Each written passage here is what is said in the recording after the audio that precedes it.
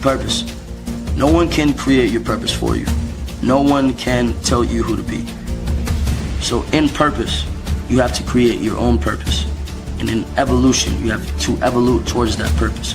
It's easier to live when you have goals to meet.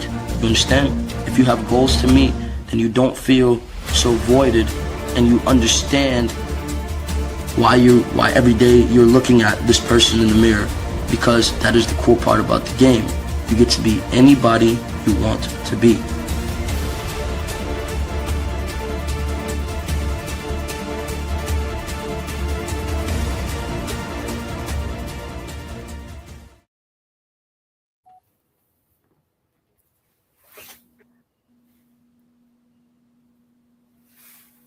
All right, welcome. You guys are tuned into another episode of the Power of Ownership Podcast.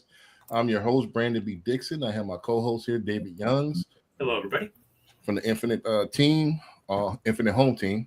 I guess you ran out of space for the home. The home couldn't fit in there. Infinite Team, but Infinite Team was taken online, so I bought the domain Infinite Home Team and then ran with it. So I got you. All right, so let's get it going. We have two guests on the panel as well. Well, Anthony's almost a regular now, so so Anthony's a regular. So let's get Arthur to introduce himself first, because he's a guest. He did the interview already, so he got his exclusive interview. So check that out. It aired last Friday at 7 p.m. We will be replaying it again this week, so check it out on all social media platforms. So check that out if you haven't checked it out already. So Arthur Evans, what's going on, my guy? Hey, man, again, great to be here. Thank you for the invite, man. It feels great to be around like-minded individuals. Me and myself, again, I have a business here with Vimarco. You can reach me at Vimarco.com. So that's VIRMARKCO.com. You can also reach me at 832-818-7168. I'm always open to be able to, talk to you guys and, help your business go further. Happy to be here, man. Gotcha. All right. And let's get Anthony to introduce himself as well. I got you queued up here, Anthony, as well. Awesome. Thank you, man. I'm so happy to be here again. Like you said, it's starting to be a regular thing on my Monday night. So, all right. But yeah, my name is Anthony. I'm AKA the mortgage prepper. Not like the survivalist, but more like a strategist, right? Someone that helps you see the field before you step onto it. I help people empower themselves so that they can secure their own legacies in a way that their future generations understand that they matter to them. So we're super excited to have a great show tonight. Thank you guys for having me again. Gotcha. All right, and let's go ahead. Since I got the top of the band, let me go ahead and introduce myself. Then David, you go ahead finish up as well.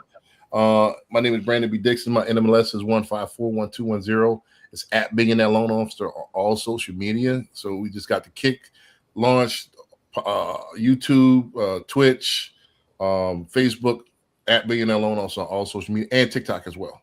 Go to my website, www.applywithb.com, if you want to book me for a consultation, or if you want to apply for a mortgage. I definitely appreciate that. The new number, 832-753-5541. This is linked into everything now. So I got my Goat Genie number. So it's 832-753-5541. You can call me 24/7. And it's good. It will text you back automatically. www.brandonbdixon.com if you want to book me for a consultation, or don't forget I'm a licensed realtor as well. If you want to lease, you want to list your property.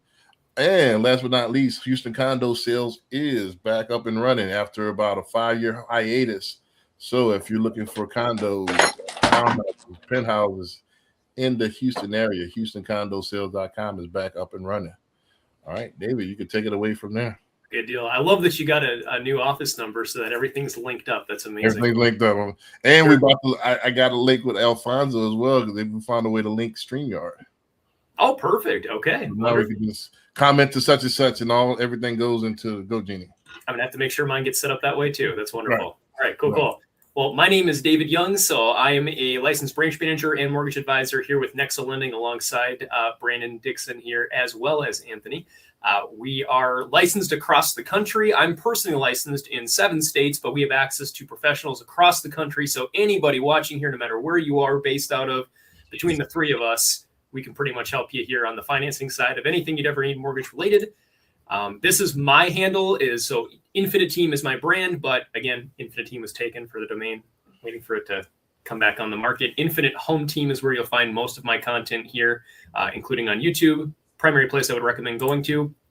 My website is infinitehometeam.com or davidyoungs.com.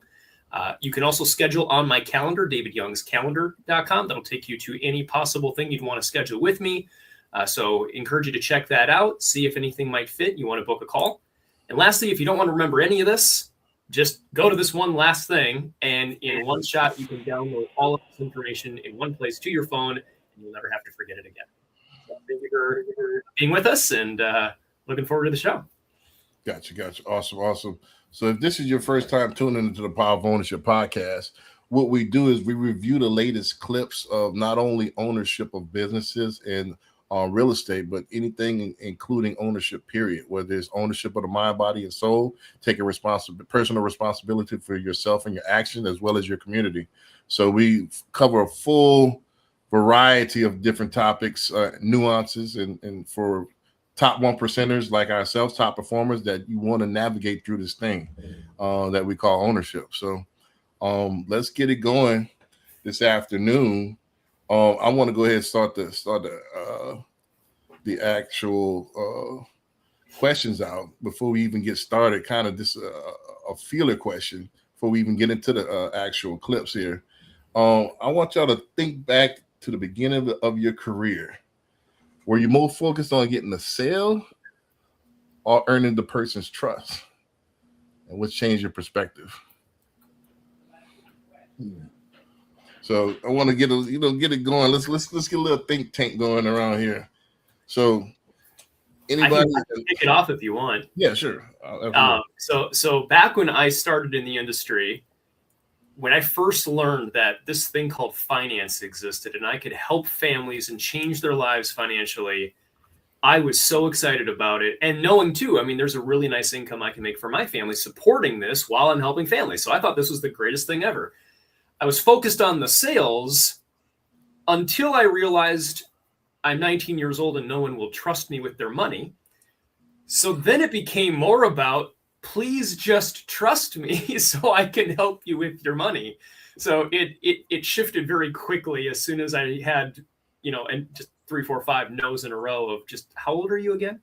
Kind of questions. So that's the main thing that changed my perspective. But it also immediately from day one, 21 years ago, taught me I need to build the trust first. You got to have that in place first, or the rest of it doesn't matter. It doesn't matter how well you present that PowerPoint or that presentation, the kitchen table or whatever. None of it matters. If they don't trust you, they're not going to buy. You're toast at that point.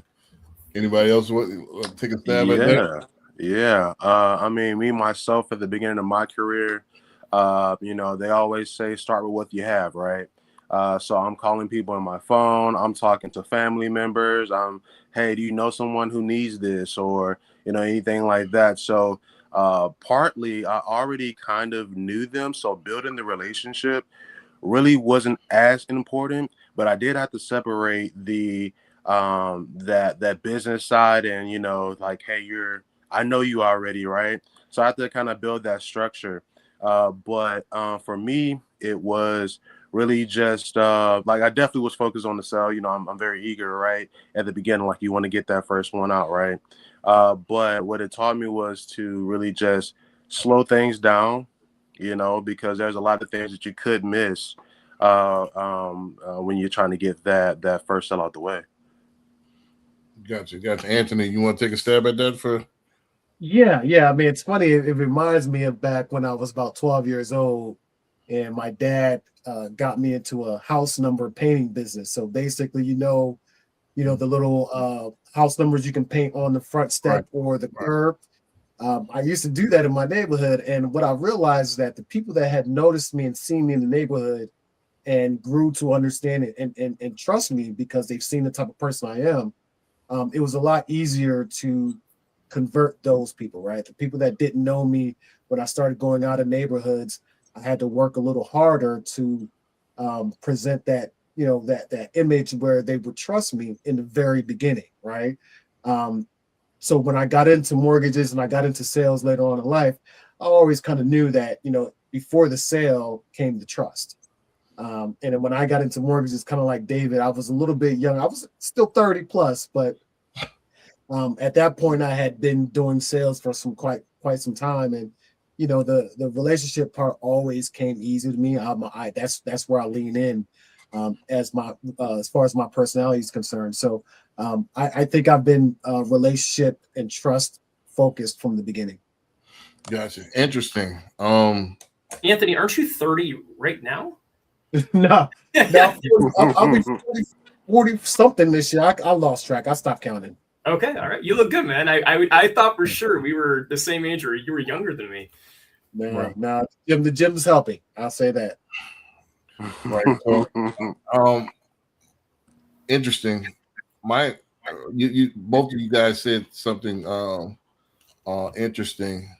I want to say this as a testimony to me. I actually was terrible at sales at one point. I would rely strictly on my talent. I'm a great presenter, so I can present well. But however, that is not scalable. So my question is, in this rebutting what y'all said, both of you, Anthony and Arthur, you said that hey, it came easy. People see me already. That's that implemented the trust. But have you ever strategized on what did you do? Is there something that you can invoke trust? Is there something that you could do to persuade a person to trust you?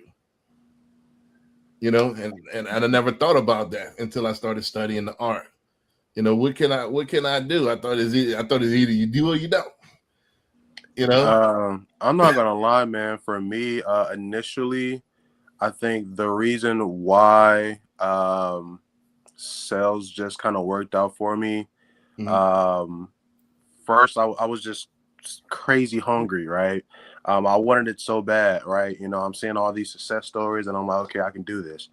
I think the second thing is probably the best thing is the product I chose to promote or sell, right?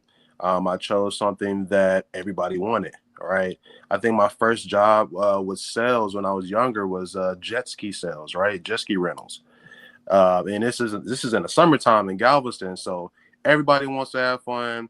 You see people out there, on the jet ski, so people coming up to you, hey, how much is it? Yada yada. So my sales going up because number one, they see the fun, right? I'm also inviting, and it's something that it's not a hard sell, right? Mm-hmm. So I think the biggest thing for me when I was in high school doing this was the money, right? Because I'm like, how am I going to tell these people that you only have an hour to be on this jet ski for $100, right? And it's just like, what? That doesn't make sense, but it totally worked, and it blew my mind, man. So I think initially is, like I said, going back to which would be the product that you're pushing, but then also just just being hungry and wanting to sell for sure. Gotcha. All right, let's get into it a little bit. I want to preface this clip here by this is Robert Cialdini, because I'm not going to play all the intro and everything. I'm going to get straight to it. I'm going to get straight to the principles. The 6 principles of persuasion. In my first book, Sales: The Nucleus of Any Profession, that came out in 19. I pretty much wrote it probably in like 17 or 18, but came out in 19, February 19. But my book and my system, my Greet to Receipt method, is heavily influenced by Cialdini. In fact, the first chapter in my book, Reciprocity, is directly related to what he's saying here. So let's play the clip, and then I want to see if this was any type of revealing to you guys. So let's get it going, and we'll go from there. So let me know when y'all can see the screen. Yes, sir. All right, let's get it going. First principle of influence is reciprocity. Simply put, people are obliged to give back to others the form of behavior, gift, or service that they have received first. If a friend invites you to their party, there's an obligation for you to invite them to a future party you are hosting. If a colleague does you a favor, then you owe that colleague a favor. And in the context of a social obligation, people are more likely to say yes to those that they owe. One of the best demonstrations of the principle of reciprocation comes from a series of studies conducted in restaurants. So the last time you visit a restaurant, there's a good chance that the waiter or waitress will have given you a gift, probably at about the same time that they bring your bill, a liqueur perhaps, or a fortune cookie, or perhaps a simple mint. So here's the question. Does the giving of a mint have any influence over how much tip you're going to leave them? Most people will say no, but that mint can make a surprising difference. In the study, giving diners a single mint at the end of their meal typically increased tips by around 3%. Interestingly, if the gift is doubled and 2 mints are provided, tips don't double. They quadruple, a 14% increase in tips. But perhaps most interestingly of all is the fact that if the waiter provides 1 mint, starts to walk away from the table, but pauses, turns back, and says, "For you nice people, here's an extra mint," tips go through the roof. A 23% increase, influenced not by what was given, but how it was given. So the key to using the principle of reciprocation is to be the first to give and to ensure that what you give is personalized and unexpected. The second Right. So I say in the book, it has to be significant, personal, and unexpected. So this opened me up, blew my mind, because we have the ego, like, hey, look at the way I said refrigerator. This has the Hypenberger drive in it, and you should buy it because it means nothing. People buy from who they like, trust, and believe. It doesn't matter how well you present. Doesn't matter if you know all the ins and outs. Doesn't matter. That's secondary. So people, and it's to break down for the audience what that clip was talking about, is that it's how it was done. So it makes it seem like if I just had a bunch of waters at the front of the store and, hey, you want a water? Most likely people are going to say no. But if I come from behind the counter and I have a cooler, hey, this is out my personal stash. You look like you are thirsty. Here's the water, and place it in your hand. Now it's significant, it's personal, and it's unexpected. So now people feel obligated. It's innately in us. People want to give to people who gave to them first. Mm-hmm. So now I force that trust. And now you feel obligated. I got you on the hook now. So that this is powerful. This is one of the most powerful principles of persuasion. So let's get to the question here. I think you short-circuited a little bit out there.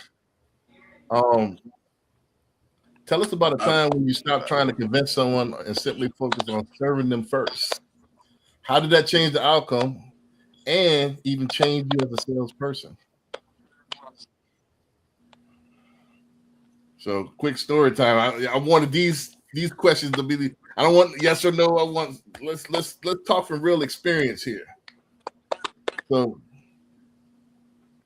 tell us about a time you tried to stop, convincing someone. Pitch. Did it ever dawn on you, or are you just a pitch master? Well, so I'll jump in here on this one. I'm actually dealing with this right now. I've got. I think you're getting a little bit of feedback. Yeah, Arthur, it sounds like we got like a lightning storm going on in your phone right there.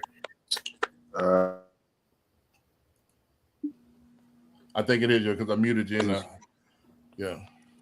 Let me. Is this better? Yeah, it's better. Okay. Sorry about that, man. All right, go ahead. So I'm dealing with a client right now that she's very nervous about the whole transaction and not quite sure whether or not she wants to pull the trigger.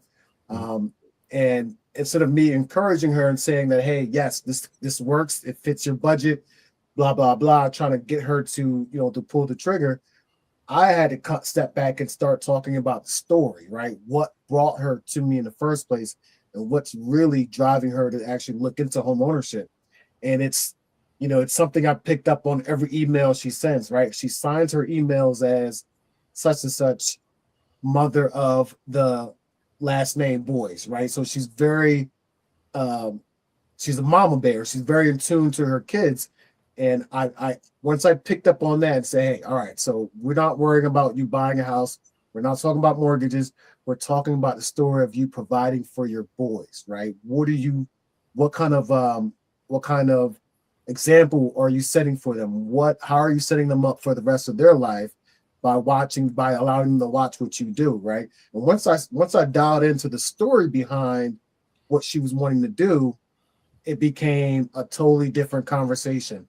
I literally could just stop talking and she just ran on, and I saw her visualizing and hyping her own self up because she was focused on the story, the emotion, what actually made her, how it made her feel to be able to buy a house for her kids, right? So once I started doing that, it was a beautiful thing to watch. I enjoyed it. That's when I really, really love my job, is when I could see people, to help people feel that emotion and really get behind the story that they're thinking about. Gotcha. Oh, Tom, I muted you for a second because I don't know what I think it's still going on, man. I'm not sure what this is. Right. Yeah. But I think you made a great point. Your laptop at some point here. Yeah, I think I may have to jump off and then go on my laptop. So Dixon, if you want to just email me the link, man, I'll just jump on from my laptop. Can you from the laptop, can you email yourself it? Let me see here. Give me a second. Because it's on WhatsApp. Yeah. I think it might, whatever you did, it stopped. Oh, no, it's back.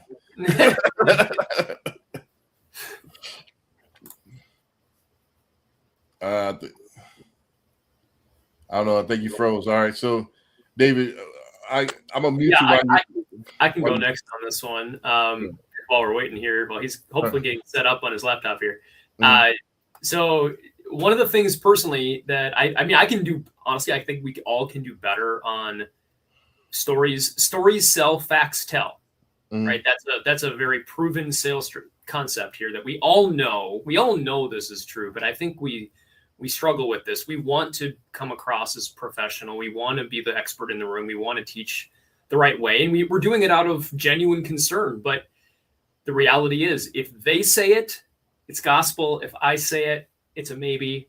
So we want to get people to convince themselves. One of the best things that I think I started doing when I needed to, or whenever I could, as often as I could, is bringing my better qualified, more seasoned professional partner into the call or the conversation with me. Because I put it all on myself. I'm like, why won't they buy from me? They're not trusting me. What's going on? Why, I'm presenting it so perfectly. It's not working. So, but then when I started bringing in others that had more experience, say, you know what? Hey, would you just run this appointment with me? Like, I'll do part of it, but I want you to do part of the presentation too. Like, I'm just as good, I think, but I have a feeling they're going to listen to you more. And it did help. It worked a lot. And to this day, I still do it. I mean, like, how often will, even today, I'll bring in our team lead, Larry, or I'll bring in one of our top guys here, even all the way up to top leadership if needed into a conversation. Just, I can explain it, but I'd rather you hear it from the guy or gal that's way more qualified than me to be able to explain it better. And then now you're getting two for the price of one, so to speak. You're getting that extra level on top of that of service. I think of it like if you're at the sales store. Hey, you know what? Let me go get my manager. Let me just see if they can work out a deal for you. Like, figure this out. Like, all of a sudden you've just brought in another layer here that it takes some of the pressure off you too. So that really helped me a lot. And I think a second thing is just simply giving free information, free education, free advice, and free resources. Just I heavily invest in technology. I know, Anthony, I think you pay for some of this stuff too. Just I heavily invest in technology so that way I can give back to my referral partners, back to my clients. Like, hey, realtor, do you want live mortgage information on all your MLS feeds free of charge, great. Click this button. I already paid for it for you. Done. Or would you like to have free homebuyer reports for all of your clients and see everything they got going on and track their digest of their home equity position and payments? And you can have all of this at an extremely low cost with more value just by partnering together with me, or any number of other things. So add expertise, add free stuff like the mints, add free stuff to the mix to help with the conversion. I think let's tweak this a little bit, because the first thing you said, getting somebody in a turnover, it could help you in certain situations if you tee that person up, but it's not serving them first. What that is you just you just went from pitch man to pitch man. The thing is, what are you serving? How are you serving them first? Taking the sale out of the equation, and did that. I think, yeah, we're better. Taking the sale completely out the equation, doing something significant, personal, and uninspected. People expect a mortgage guy to give them information. People expect freebies from a mortgage guy as far as mortgage related stuff. You know, that's a dime a dozen. Can I just back up one point? I missed a key point to what you're saying. Mm-hmm. It's not about the person coming in and selling it better. It's coming in and backing me up. It's the cross third party sell. It's the, hey, you know what? I've been doing this a long time, and David's telling you to do this. I would absolutely do that if it was me. That's exactly what I would have told you too. And then now you get the backup. That's authority. That's authority. That's not reciprocity. Authority is, hey, this guy's been in the business for 20 plus years. He knows everything there is about mortgages. He knows more than I forgot. That's authority. But reciprocity, what are you doing to make them reciprocate the trust? So that's and what I tell students all the time is that what we do as salespeople is like, I invite you to a party. You come to the party, but there's no DJ. There's no food. There's no decorations. There's nothing going on. It's just me standing, next to my couch and say, hey, why are you not having fun? I invited you to the party. Why are you not having fun? What did you do for me to have fun? I appreciate you inviting the party, but hey, so that's what we do as salespeople. Why are you not buying? My pitch is good. I'm explaining it to you. Everybody can explain it to anybody. Can explain it. What did you do to make the party lit? What did you do to make the party live? Who's the DJ? What kind of alcohol you have? I don't drink, by the way. But what kind of food you got? That would be more in my wheelhouse. Yeah. What did you do to make me enjoy myself? So that's what you have to do as a salesperson. What did you do to make me earn your trust? I mean, for me to have you earn my trust. I mean, your trust, whatever. So that's the whole thing. We got to get out of, as salespeople, we got to be the first to give. Everybody expects a pitch. I came to wherever that's I want something, but a pitch is expected. So the follow-up to this is, did you ever lose a client because you were too focused on closing instead of helping? So I wanted to go like yeah. Oh, my bad, I forgot. You know what I'm saying? Just real quick.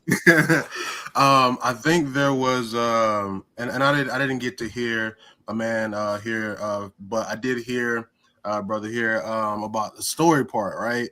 I think that's a very, very important part, in a sale is a story, because, and I think you see me some on that too anyway, but people remember stories, right? Because it's all about making that memory. All right. We were younger. We used to go to McDonald's because we can talk about, hey, we can play at the jungle gym or whatever, the thing that's inside. They don't have them anymore. All right. But I was born in the 90s. I'm kind of telling my age, but I think it is really important to have a story, right? But reciprocity really brings me to like it reminds me of like Costco's or Sam's, right? When you go to Costco's, you know, you're walking in and like, hey, you want to try our new shrimp Alfredo, or whatever, or you know, try this. They got samples, right? And you know, before you know, you're like, dang, that's kind of good. Let me go and get a pack of these sausages, you know. So that's what that reminds me of, right? Now, I used to do vacation sales, right? So something for me is like, you know, going above and beyond, you know, making sure that, you know, the client is able to enjoy that trip, right? So for me, one time it was a girl that it was a group of girls. They was going on a girl trip, right? And one of the girls, they forgot like their ID or something. So you're gonna need that when you're going to a port, right? So you know, I'm calling here, calling there. You know, now they've already bought because I built that relationship up, right? You know, we had some laughs, had some, just wild stories, right? You know, I'm building that story. Oh man, you guys are gonna have a great time. You know, have you ever been on a ship? Oh man, it's going to be amazing. You know, you should definitely check out this or whatever. So I'm building that. So I'm building that expectation. So you know, that's what they're going to want at the end, right? Now I built it so well that one of the girls wasn't when she got to the port. Like I said, she forgot her ID. All right. So and I'm calling. You know, every number that I can to get her on board, right? And you know, of course, she ended up going. We was able to get some documents scanned and things like that. But it's just going above and beyond, right? You know, that was free. I didn't have to do that. I already got the sale, right? But going above and beyond, you know, I feel like is another form of reciprocity. Right, and that hooks them in, and that makes them feel obligated to buy from you. Right. People buy from who they like, trust, and believe in that order. Like, then they have to trust you. Then they start to believe everything that you're saying. To add on what Arthur was saying was that he already had the sale. Right. What he was doing was cementing the relationship. Right. Because now that person is more likely to refer, Yep. come back and be a repeat buyer. Right. There's a lot more that you can get when you're going above and beyond after you've already, you know, signed on the dotted line. Right. But when you're just meeting somebody, how can we? Don't forget, we're doing this weird mating dance, you know, and they're not familiar with you. So how can I force this immediately? Well, people with the word free all the time. All right. So free estimates, free this, free that. That'll you know, and then you just get in the door type of thing. Right. So yeah. Right. You can feed them. Definitely people, you know, because the best way to approach a scared dog is to offer him something to eat. You know, don't forget, they're scared dogs. They're coming into establishment. They're talking to a mortgage broker they probably never talked to before. I'm meeting somebody I never met before at their office. So what's the best way to get people to unwind is to feed them. You know, that releases the dopamine and that eases people a little bit more. So you have to do these things to make people feel at ease. This is, you know, don't forget, I have nothing at my party. Hey, why you not having fun, man? why are you not having fun at my party? You know, you're here, you know. So again, is what did you do? One other thing I want to say before I get to this follow-up, one of the biggest things that you could do that's unexpected is listen to them.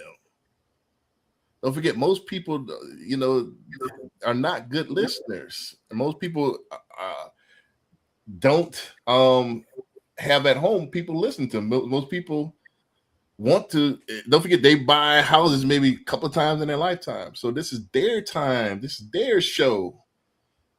So I'm not going to just pitch them to death. Listen to them. I like that. Tell me more about that. Tell me more about that. Don't forget that people, this is chapter 4 of my book. When people get to talking, don't forget, they like to talk about themselves, their kids, and their family, stuff like that. And when they're talking, like you said earlier, Arthur, that faucet comes on. And they get to talking. And they'll tell you how to sell them. Yep, every time. Every time. So you tell you what they want, and especially the woman. She knows what she wants already. She's been thinking about this for months, weeks, years on end. So she knows exactly what she wants. Right. And she knows what's out there too. It's So- just a matter if you make her feel good about the decision. Don't forget it. Everything in sales is emotion. Yeah. You have to make her feel good about the decision, man, and that's how you get her to trust you. Mm-hmm. If you pitch, hey man, this guy's the Farfik Nugan going on right here, and you know the Farfik Nugan is nobody cares. You know, how do you know if that's important to them? Yeah. You know, so let's get the follow-up question going. Did you ever lose a client because you were too focused on of closing instead of helping? I'm gonna argue. I don't think there's a salesperson in the world that can answer no. Yeah. Right. What? No, Dave, I've never lost a client in my entire life. No, I actually can't think of anybody personally. I don't. I can't think of a single. I've been racking my brain about. I can't think of a single one. Like I know I lost it because of closing too hard. If anything, it's the opposite. Is I probably tried to do too much in trying to serve and help them, and someone else came along and just decided I'm going to try to close them and sell them on some lower thing, perceived lower thing. Usually it wasn't lower, to try to take them. And maybe that's why we lost them. So it was actually the flip of that. I can't think of an instance, but I know it's happened. Well, this is the thing. Most people will ghost. You'll never know why it happened to you. They just went down the street and didn't tell you. Yep. You know, so they'll never tell you. A lot of people are not confrontational. Don't forget the shortest link between 2 points is a straight line. Most people don't like to go above and around. They'll hide from it, if that makes sense. So most of the time, what happens is when we're pitching, there's no connection. They'll give you clues, and one of the biggest clues is that if they don't believe what you're saying. Again, it's like trust and believe. If I tell you something and you say, "Nah, well, such and such told me," they don't like you. Mm-hmm. If you're going good, you're gonna get that makes total sense. It's gonna be a groove. Mm-hmm. If they're contradicting what you're saying, you're toast. So Brandon, here's my thing about that is that it's just I always liken sales to being a decent person, a good friend. Right. We all have that friend that never likes to talk about you. They always talking about themselves. They don't let you get a word in, right? If you're just a normal person and just saying, "Hey, I'm gonna let you have your time, let you say what you want to say, let you get your feelings off your chest," you tend to translate a little bit into the sales side. Yes, there are hard-nosed techniques where you can kind of go in and get that sale, but you also have to understand everybody's not going to like you. Right. Well, no matter how hard you try, and oftentimes if you try too hard, it pushes them away even more. So you just got to kind of just understand, hey, if you're my person, then let's go. If not, I got to move you aside so I can get to that person that is my person. I disagree. I think we have more people that like us than you think. But you didn't decorate your party. You didn't provide the DJ. So a lot of people, we skip a lot of steps. And we expect to go in for the close. I get it, always be closing. However, you always have to set up the reciprocity first. Without reciprocity, you have nothing. That is the foundation. Well, so here's where I'll push back on that, because I'll say, number one, I can set the party up, but if there are 10 people that are lined up outside of that party, am I going to try to break my back to make sure that all 10 of those people, the things I set up in that party, apply to all of them? I can't possibly do that, right? I just got to know this is the type of person I want in my party, so I'm going to base my party according to that person. If you're not that person, you're not going to like it. I can't have every type of music playing at that party at the same time. I get it, but let me say this. You had the perfect answer when your first time you came on the show. You said, regardless if they buy with me or not, I'm going to prepare them for a mortgage. That's given. If you take that approach, then they will come. They will come to you because, hey, Anthony prepped me for everything. And now I feel obligated to buy from him or at least send him some business. And you said it yourself. Now, does everybody close everybody? Yes, I will agree with you. Top salesmen close 60 to 70%. So there's 3 people that's not going to buy it. They don't like your head. They don't like your shirt. I don't like your shirt. So certain people, however, if you go in there with that mind frame, that 70% is going to shrink. It's going to shrink. It's going to shrink. So you go with PMA, positive mental attitude, on every customer. Don't forget, you are on stage giving your performance where there's 3 people in the crowd or 3,000 people in the crowd.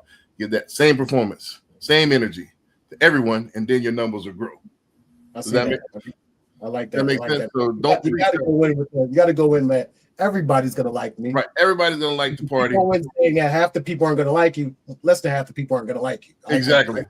So Okay. you narrow you slimming your paycheck every time you do that. It's called the fundamental attribution error. So I'm going in there with the expectations that you're gonna like me. And there's certain things that I could do that are gonna make you like me. Because it's not gonna be about me, it's gonna be about you. And I'm just a servant. And I'm gonna talk about the family, occupation, recreation, and motivation. Form. I'm so used to buying from. That's mortgage marketing animals. That works too, though. Frog them. Form. Family, occupation, recreation, and motivation. People like to talk about the kids. If you got the kids there, I'm gonna do it on the kids. Man, that guy. What else they like to talk about? How can you block that? Occupation. Where you work at? I'm a mortgage broker. I'm this. I'm that. You've been with Halliburton for how many years? Oh, how'd you do that? Recreation. Oh, I see you got a Cowboys hat on. You go to the game, you got season tickets. Motivation. Why are you here? You just went through a divorce. Mom just passed. So we're going to talk about this. It's not about me, how well I can say, hey, listen, look at these Farfignugan. It's about you. People love to talk about themselves. That's the number one subject. The second is the kids. You see? I love that word. Say it again. Farfignugan. I'm showing my age. That was a buzzword in the 80s. I know that word. I remember that word. Yeah. So, did you ever lose a client? And I asked that, but I've lost several clients because I think, it's ego. I thought, man, nobody could pick. Nobody knows this. I have a crazy recall. Boom. I could pitch with the best of them. Means nothing. They got people smoke me. When I was on the floor at Gallery Furniture, that all they did was laugh at their jokes. All they did was high five the kids. All they did was, hey man, that guy's tall. He's gonna be a basketball player. Smoke me. Does that make sense? No. So can I add one thing? Moving back around to this though, I can't say about clients necessarily that I've really struggled with this personally, but where I have struggled is professional partnerships. Because with a client, when I get a client, they're usually referred to me, or I found them online something, and they need help. They want help. They're just trying to figure out which person do they want to trust to give them the help.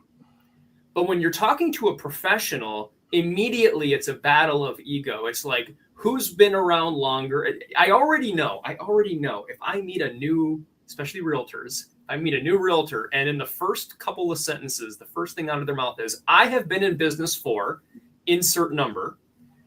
I already know we're never going to work together because it's a battle of ego. That paycheck gets smaller. Matters. I feel like, hey, that's amazing. That's great.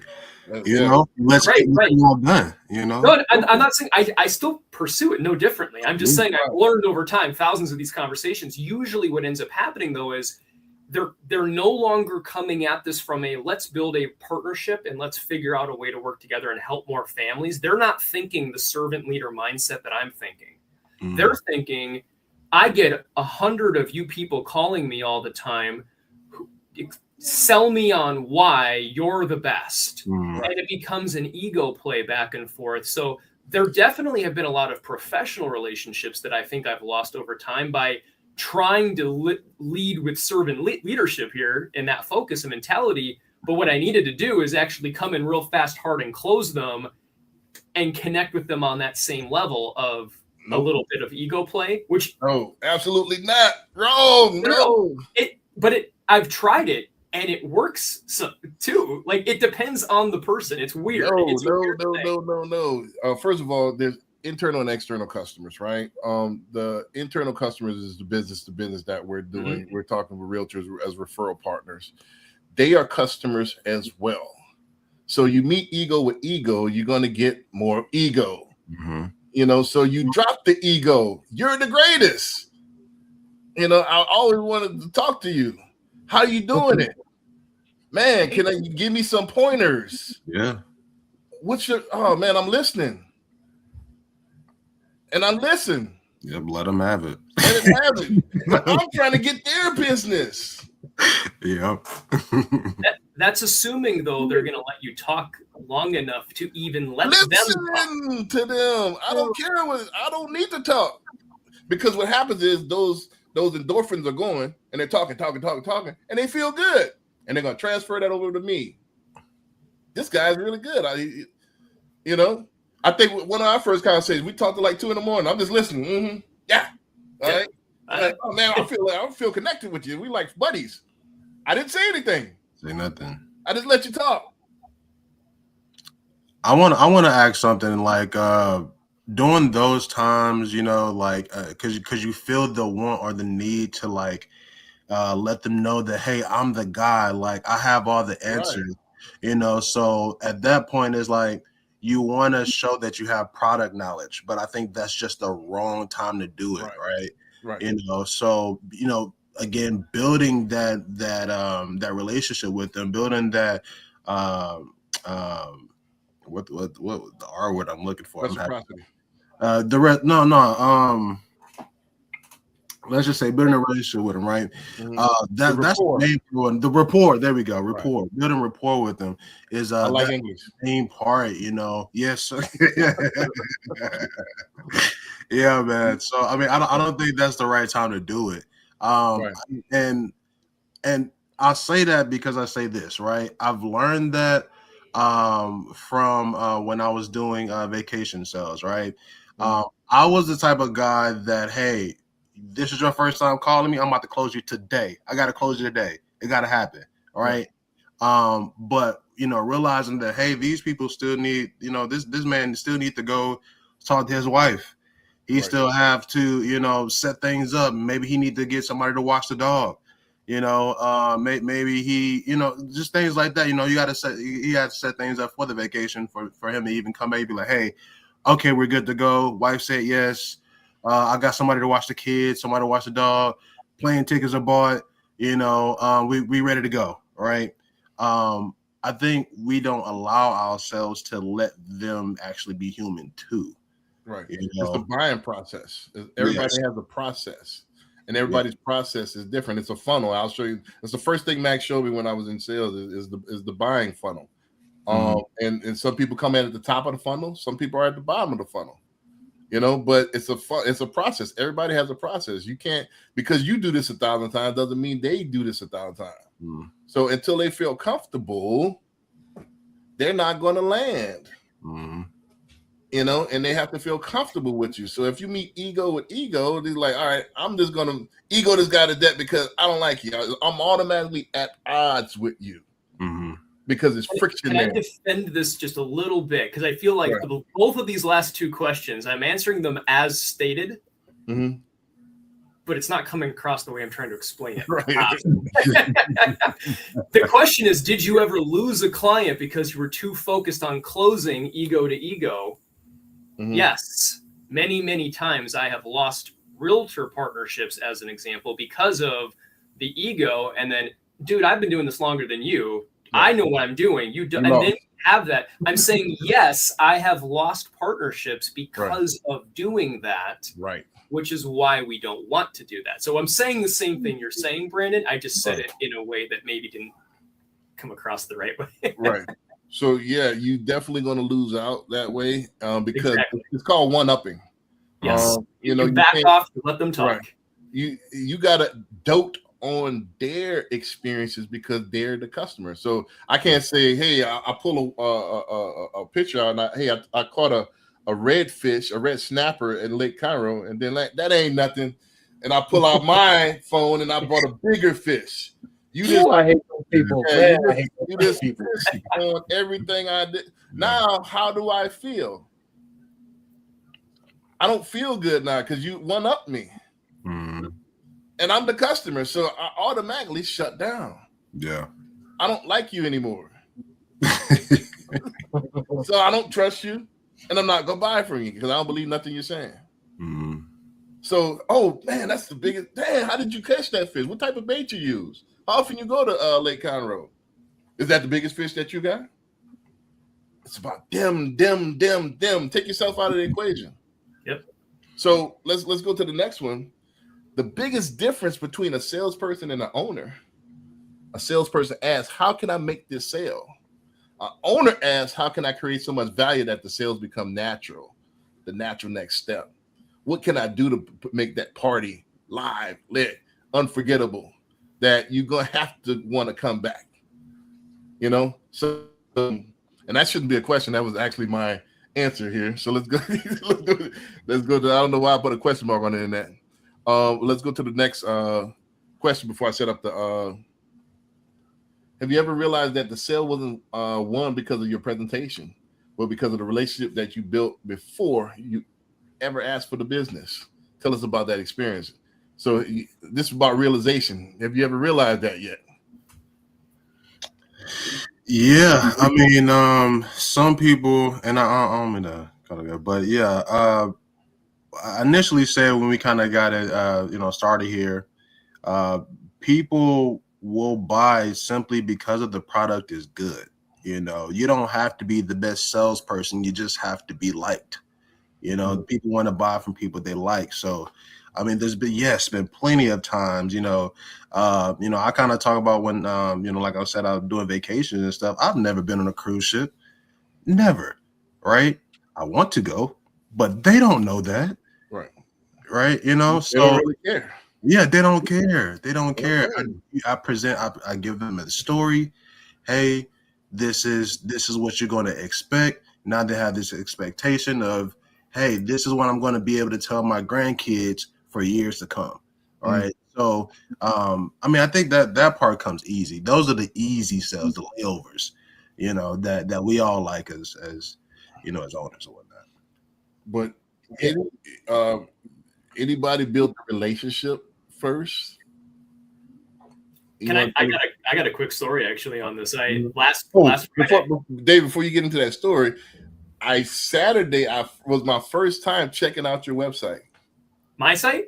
Yeah, first I've seen it before because I needed it to do this slide. Nice. Okay. I went on there and I checked it out. Good, bad. You know, the most powerful thing that you don't really sell, and that should be part of your story, was that you're a fort. I never knew this. And I've been knowing you for damn near a year now. Well, we've been close friends for damn near a year now, right? Sure. Yeah. And I never knew this. This is what you should be saying all the time. Hey, man, I'm a fourth generation street minister. And a Bible minister. I know you taught. You said, "Yeah, I teach school." But I never knew you were 4 generations. That's deeper. I see. Yeah. It makes so much sense with his voice now. It makes so much sense. See, they never knew this. Yeah, no, my wife and I I'm a Bible instructor. I teach on evenings and weekends to this day. I have my entire life, but there's actually, it's not here. It's in my entryway. I've got a photo of all 4 of us out in the ministry together. My great grandfather, my grandfather, my dad, and me all in a row, which is really cool. I'm like yay tall, but it was I look adorable, by the way. Right. That's yeah, you're right. You're right. Absolutely right. Thank you for what people want to hear. That makes you likable. So the funny thing is, Brandon, that it's perfectly into my story is on Friday, and I won't name the individual, but on Friday I met an individual who he explained to me something in passing that I thought interesting. That's an interesting comment. And I asked him, I'm like, all right, by chance, do you have a specific religious background? And he's like, oh, I'm Muslim. I'm like, I thought that might be the case. So we started having a conversation. Well, it turns out we're the exact same age. He's also a teacher of the Quran. He's had this whole life that has paralleled mine almost identically in so many ways that we didn't end up after an hour and a half. We didn't even talk about the mortgage for more than 10 minutes. We ended up talking about life, and I'm going to a soccer game on Friday night to his box suite that he's got for his company or whatever, that Cool. Like, dude, I'm so grateful. Like, we're like best friends. We're swapping photos back and forth of like things in our lives, and we became fast friends in just an hour and a half conversation. We may never do a mortgage together. I don't even know if we're gonna do a mortgage. I kind of forgot to ask him what we're doing next, but I figure I'll see him Friday, so I'll find out. So, Right. but it was one of those good moments, right? Right. This is what Wise Man says, and I don't think this came from Mac. This came from Gallery Furniture, though. I think it was Fred. You know, shout out to Fred, who is a Muslim, by the way. But he said, the more you talk about product, the less you sell. Mm-hmm. The more you talk about product, the less you sell. The less you talk about product, the more you sell. It's true. You know, so it's not even about the product. Like Anthony said, he talked about the responsibility of what she had the kid. That's important to her. When you're pitching, you diarrhea them out. Blah, blah, blah, blah, blah. You're trying to spitball and see what lands. Mm-hmm. You don't know because you didn't ask. Mm-hmm. And the funny thing about that is that we as mortgage loan officers, we talk about product. A while ago, I stopped referring them as products. These are solutions that solve problems. Right. So there's a story behind every problem. Every client that comes to you has their story. I call it a problem. It's not always a problem per se, but it's some issue that they're looking for help to solve. Right. Whether they're out of school and their parents are asking them, hey, what are you doing? Or you got a second baby on the way, right? Or your grandparents or your parents now have to move back home with you. There's a solution in there that they're looking for. There's a problem that they're looking for a solution with. And if you're talking about products and solutions first, you're in trouble, right? You got to get to the root of the issue. Talk about the how solving that issue would make them feel. Right. Even on that, you start solving the issue, especially with female clients, they don't want you to solve it right away. Right. They want you to listen. Mm-hmm. Because when they listen, the fact of getting it off their chest feels good. Listen to what they got to go. Listen. Listen has to be active. Then, as a salesperson, we have to use our listening energy. There's a difference between hearing and listening. You know the difference? Listening is active. It's proactive. Hearing is passive. I hear you, but you know. But if I'm man, hey, Arthur, man, tell me about that. Oh, damn, what happened? Yeah, and I hit you with that, man. That's crazy. And it makes you want to say more. It's listening energy, that energy to get you to turn that faucet on. Mm-hmm. You know, so it's about listening to them. Let's run this next clip here, and let's dive deeper into this. Let me know when y'all can see the screen here. Here we go. And this is Shaldina, the man himself here. Six universal principles that every successful influence profession employed. One was reciprocity.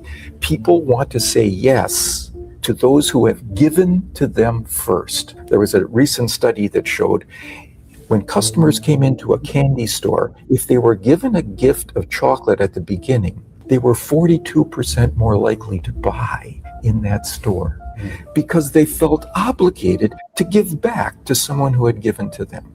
And what I found surprised me in that there were only six universal principles that every successful influence profession employed. One was reciprocity. I wanted to make sure y'all get the beginning first, but how powerful is that? You know, 42% likely if you give them something up front, they're likely to buy. You know, so my next question is looking back over your career, what was the most valuable thing you ever given away for free that ended up creating the biggest opportunity for you later? What did you give that later came back to pay dividends for you? I've got a good one for this one. So I would say back in November, I closed the biggest loan I've ever closed in my career. Mm-hmm. Right. Well north of 1.5. So yeah, that is. It was a scenario where this was a military veteran, single mother, 3 kids, and she was in the middle of dealing with the government shutdown. So she was stressing. She was very stressed the whole time. I mean, she had like a 3-year-old, 5, 6. So it was just one of those scenarios where this poor lady, every time I talked to her, I could just feel the stress weighing on her. And before I even got her to do a full application because she had a lot going on and had to keep following up with her every couple of weeks. I just went ahead and looked up the local spa in her area and dropped a good $500 on her and sent it towards, say, hey, go take yourself on a weekend, get yourself a babysitter, go sit down and relax, right? That meant, the girl cried on the phone with me when she got that. And then next thing you know, we're closing and doing a loan. She's dropping me an amazing review. She's dropped more than one review, actually, right? So that was something that I had no idea the price point when I was talking to her, but I could just feel the stress she was going through. And that's one of the things I've done where it took a decent investment, right? $500 is not pizza money. Right? So that was, till this day, she's like my biggest ambassador. Right. You did quite, not only the monetary thing as well, but you invested in her as a person, got time to know her as a person and not just, hey, product. All right, you need jumbo. All right, you need this. You're a veteran. All right, DD214, and overwhelming them with a bunch of stuff that's not really important to them, So, it's studies have shown. Arthur, Davey, I want to chime in on that before I really give my analysis on it. One word, introductions. One of my questions I try to ask every single person that I meet with is, who could I introduce you to that would help you right now in your life? And asking that question gets them to start thinking, and they're always going to give the same answer. Oh, no, I don't need any. I'm good. Well, now that you say that, and then the wheels start turning, and then they'll ask for someone and be like, I could really use insert professional here. And then I'm like, I got a guy for that. Yeah, I got a gal that can do that. And then there actually was one client just a couple months ago. We did this, and it ended up turning into like 8 introductions in 5 minutes of all these people. So I just started creating email drafts, and text drafts, because I never, ever, ever say call this person or vice versa. It's, can I introduce you? Keyword. Put them both on a chain and say, here's each other's contact info. Go connect. So I sent out just introduction after introduction to help them with everything they needed in their lives for all their work on their home that they need to do for repair people. They wanted an estate planning attorney. They wanted to talk to an advisor. They wanted to talk about a CPA. They had all these things they wanted. And now, yes, I sold one product, but we all know if you can sell 2 products or 3 or 4, the more products you sell, the more likely you're going to retain that client. The cool thing is we only have one product that we can sell in my industry as a mortgage. But if I can implement a financial advisor and a realtor and a CPA and a painter and a builder and whatever, if I can implement other people, I'm now cross-selling products, and this will help with the retention and the perceived value. So rounding that back, introductions has been the biggest thing that's helped me in my career in building long-term retention. Gotcha. Arthur, yeah, you had a little bit to think now. What have you given away for free? Yeah, they say knowledge is power, right? So, I've worked with a few people. It was this one lady in particular for the business, for social media marketing. She does like taxes and things like that, right? So, she was, of course, having a pretty, bad day, so for the first 15, 20 minutes, we didn't even talk about business. I was like, what's going on? What's happening, right? She begins to tell me everything and, just giving an encouraging ear. Hey, man, it's going to be all right, right? Just being human, right? Now, of course, excuse me, later on during the conversation, she tends to talk about her business, right? And how, she's, tried to do this before. And, people have charged her, tried to charge her like $2,000, right? Just to do a job that takes about maybe 15, 20 minutes, right? But I think the thing for me was I was honest with her, right? I gave her honesty. I even gave her a few pointers that she even never knew about, right? Hey, you should, use this platform, or make sure that your website is up, or, how to get a website, or, just making things more a bit better for her. Well, it turned into 2 other sales for me, right? She put me on her husband, which has a car detailing business, and then her brother had a I think he had I forgot what kind of business he had, but he had a business as well. So that turned into like a three point play for me. Right.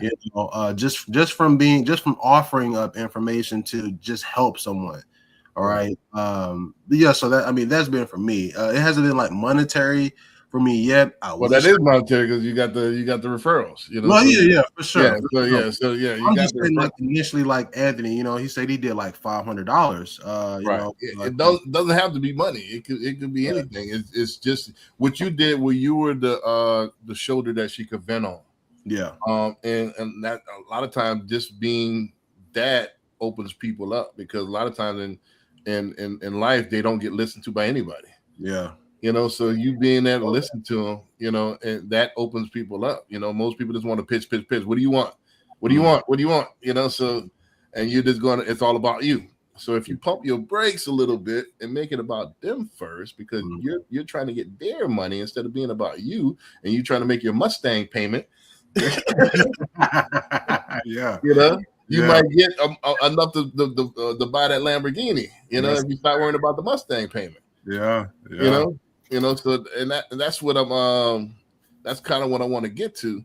Let's get into this. The follow-up is have you ever regretted giving too much, or have you regretted not giving enough? I mean, let's be honest. Anybody ever like, man, I gave that person too much? Has that ever happened? Oh yeah.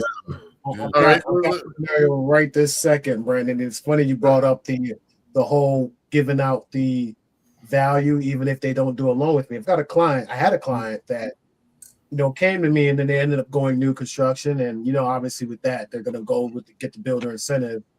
And I told them up front, hey, look, I'm going to give you this value because I think it's something that you're going to be able to use no matter who does your loan. Right. I went through the whole process, give all the value. I do all the Zoom calls, the presentations, pulling the curtain back, making sure they know what to do when they get to that other lender, and just say, hey, all I look for is just I want you to be able to tell me, give me some good constructive criticism. Do you think it was valuable? Leave a review, refer me to a client, to someone that right? Right. This person went and got the builder deal, like I told them and recommended them, but they've been ghosting me on the review, right? So in my head, I'm like, all right, well, these are one of the situations where you give a little bit too much, and then people don't reciprocate, right? But the thing I've realized is that you can't get bogged down on who does what for you, because as long as you're providing the value, the universe will take care of it. Right. Let me give you a point, because don't forget, this is what I used to do before mortgage. I was a corporate sales trainer. That's you have to make it significant, personal, and unexpected. So, and what I mean by that, then you have to do tie downs. I'm a tie down obligation. Make sure that, hey, you're not off the hook. You owe me. And what I mean by that is that, first of all, there's 3 main principles, and it's a subset of reciprocity. When you do this reciprocity, you never say you're welcome. You never say no problem. You never say don't worry about it. Because what did I do? I just gave him permission. Nah, you're welcome. You're welcome to do this to me all the time. I'm a welcome at. No problem. Oh, it's not a problem at all. Don't worry about it. Nah, worry about it. Because I need to get so it's the thing is my pleasure. I know you'd do the same for me if I was in your home or in your business. I like that. I'm tying you down. Oh, man, thank you, man. No, my pleasure. I know you'd do the same for me if I was in your home or and dealing with your business. I'm tying you down. No, it's not okay. I know you do the same, right? So I'm tying you down. That hey, there is obligation. You said don't worry about it. So I will be adding those 2 lines in my follow-up email with the review links. Right. Well, it's kind of too late. It's the heat of the moment. The moment's gone.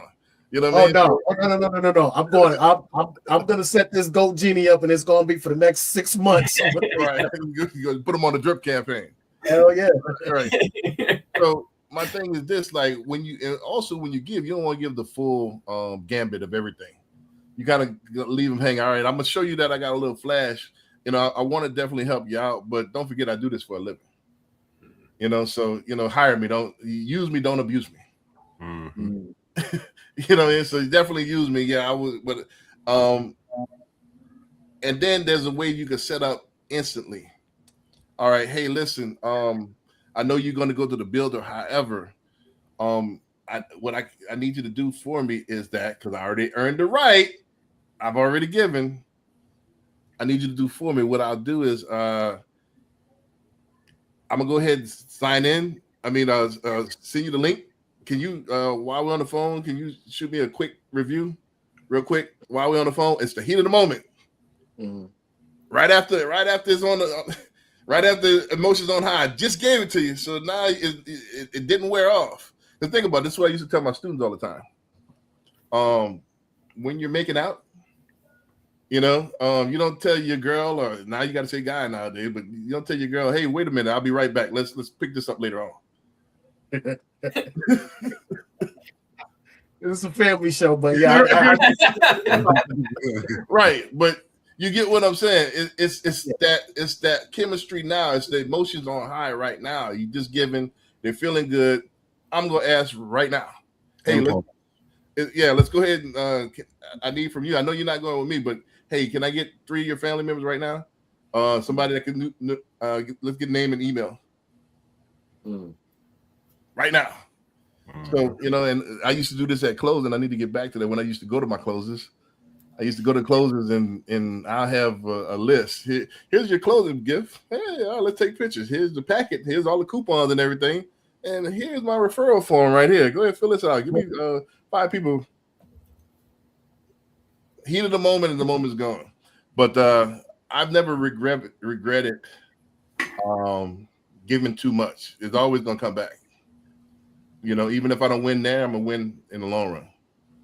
So I'll say I'm the opposite. I've never regretted not giving enough.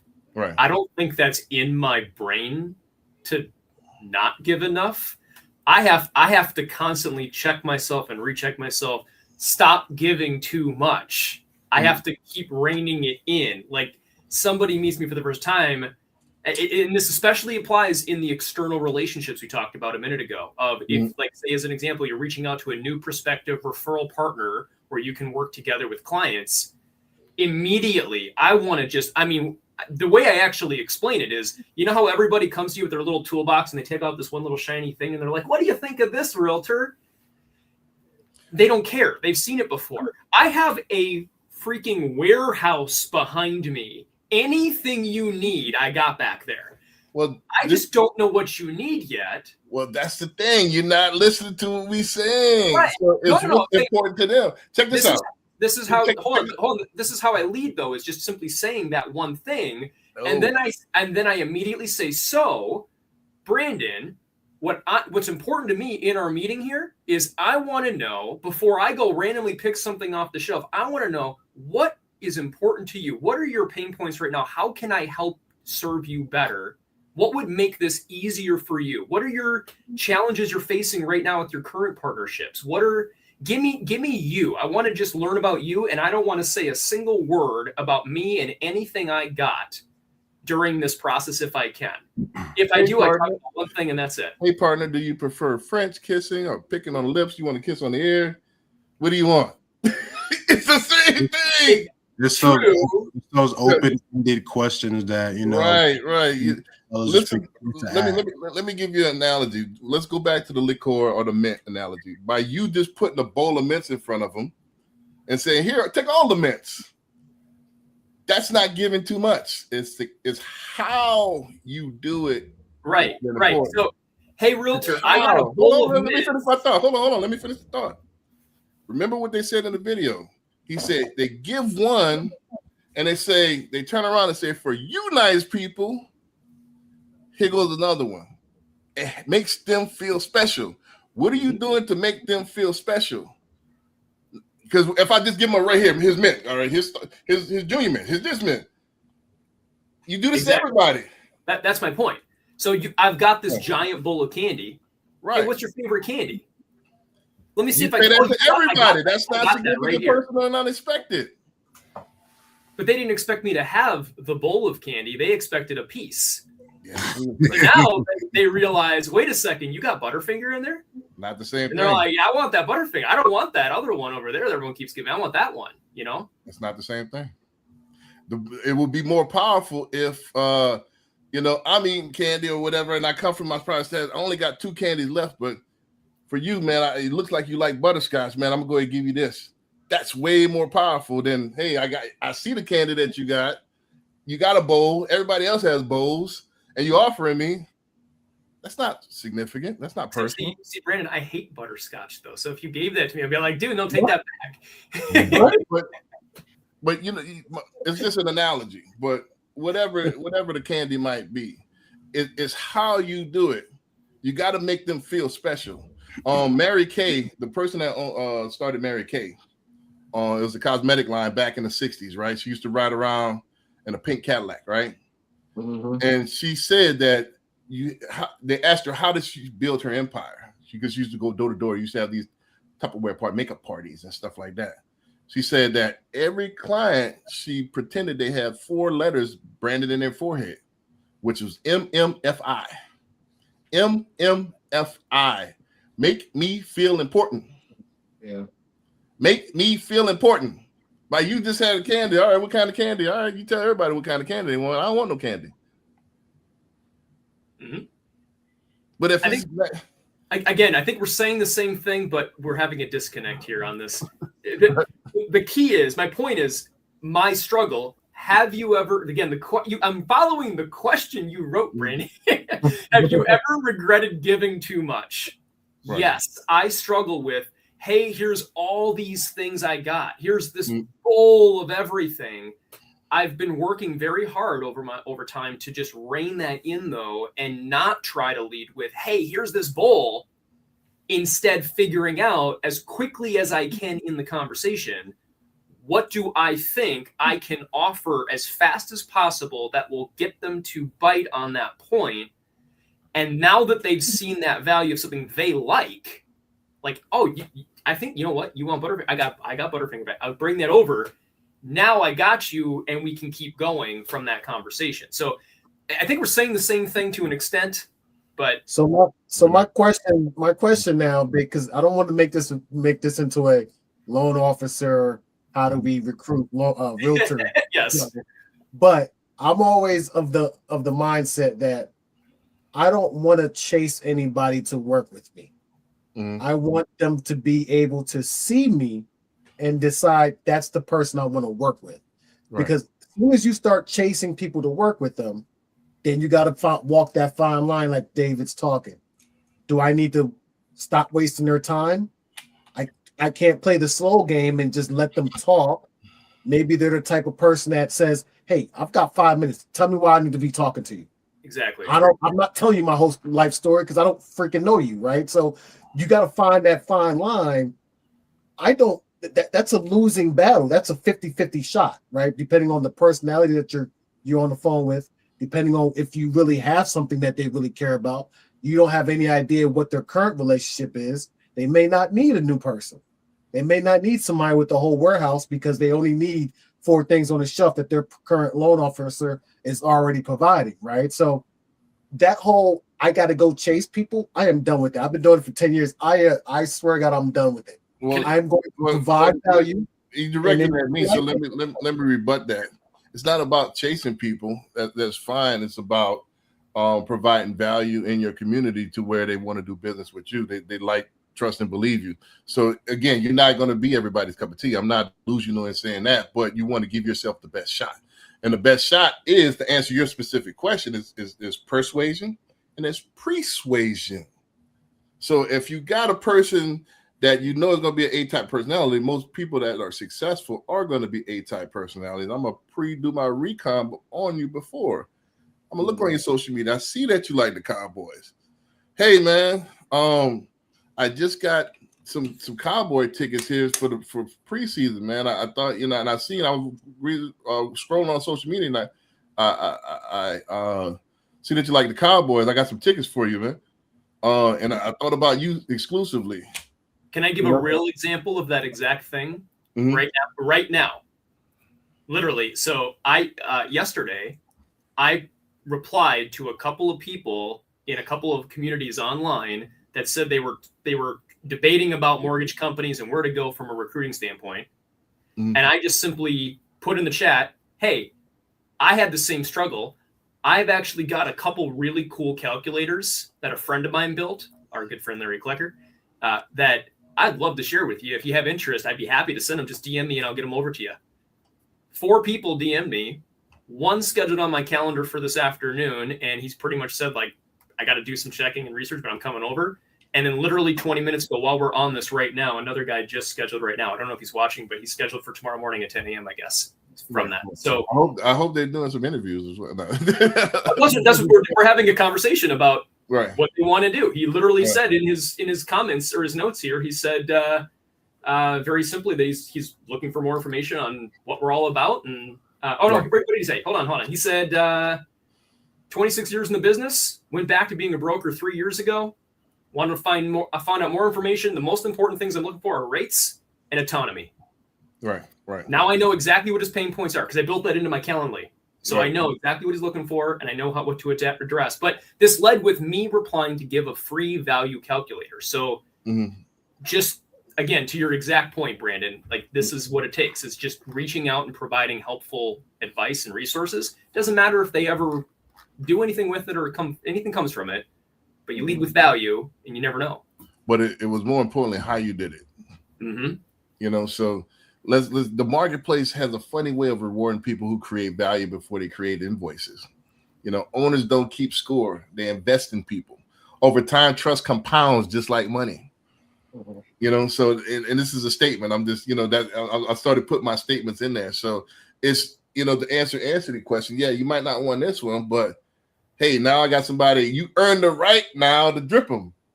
Because before I can't spam him because he did help me out. So, and then one of those emails might tickle his fancy. So even though you put that positive energy out there, you can't win them all. It's impossible. Nobody, the elite of us are 60 to 70% closing ratio. So 3 people are not going to buy from you. I don't care who you are. It's probably you 3, isn't it? so let's get to this next one. Let's go to the clip first. Let's go to the clip first because we almost halfway done. Let's get it going. Speak to your identity. Here's who you are if you wear this Rolex or buy this car or travel to this location. People make decisions emotionally first and then justify them later with logic. That's why Hormozi didn't just sell a book, he sold a blueprint on how to build an empire. Humans are wired in their brain to remember stories, not stats. That's exactly why founders who decide to tell their story completely dominate over these silent geniuses that are just hoping their product carries them through. Your features can be copied, your pricing can be undercut, but your story, your vision, your lived experience, that's the one thing that you have that is completely uncopyable. Right. So I think somebody said that stories sell, facts tell. So stories are the sellers, facts fade. Because nobody remembers, besides myself, could remember conversations verbatim. Most people are not listening. You sound like the Muppet Babies' mama. And it's not making any sense to them because you think you sound smooth by saying it. That's not selling. That's not selling at all. So let's go and get to the question. What's a chapter in your own story that you used to hide but now realize it has become one of the greatest strengths in building trust with clients? Ooh, that's a good one. I got one on that one. So the story, like I said earlier, story is the most important thing. I mean, Right. if you look at human beings in existence in the whole as a whole, that's all we've been doing. Religion is a story, right? The evolution is a story. Everything is a story. So when I was coming into this business, I had a story of how my parents handled home ownership, right? And as I start interacting with new clients, I understood that story was shared with a lot of people. So if you're not sharing your own story and things that happen in your own life, you're never going to be able to build that bridge of connection, right? So, like, what you said the other earlier was, your rapport that you're building. Rapport can only be built from a genuine place. You can't just ask, "What do you do?" You have to be actively listening. You have to be actively involved in it. And the easiest way to do that for anybody, right? You don't have to be some kind of veteran sales monster. You could just rely on telling your own story or having them tell their story.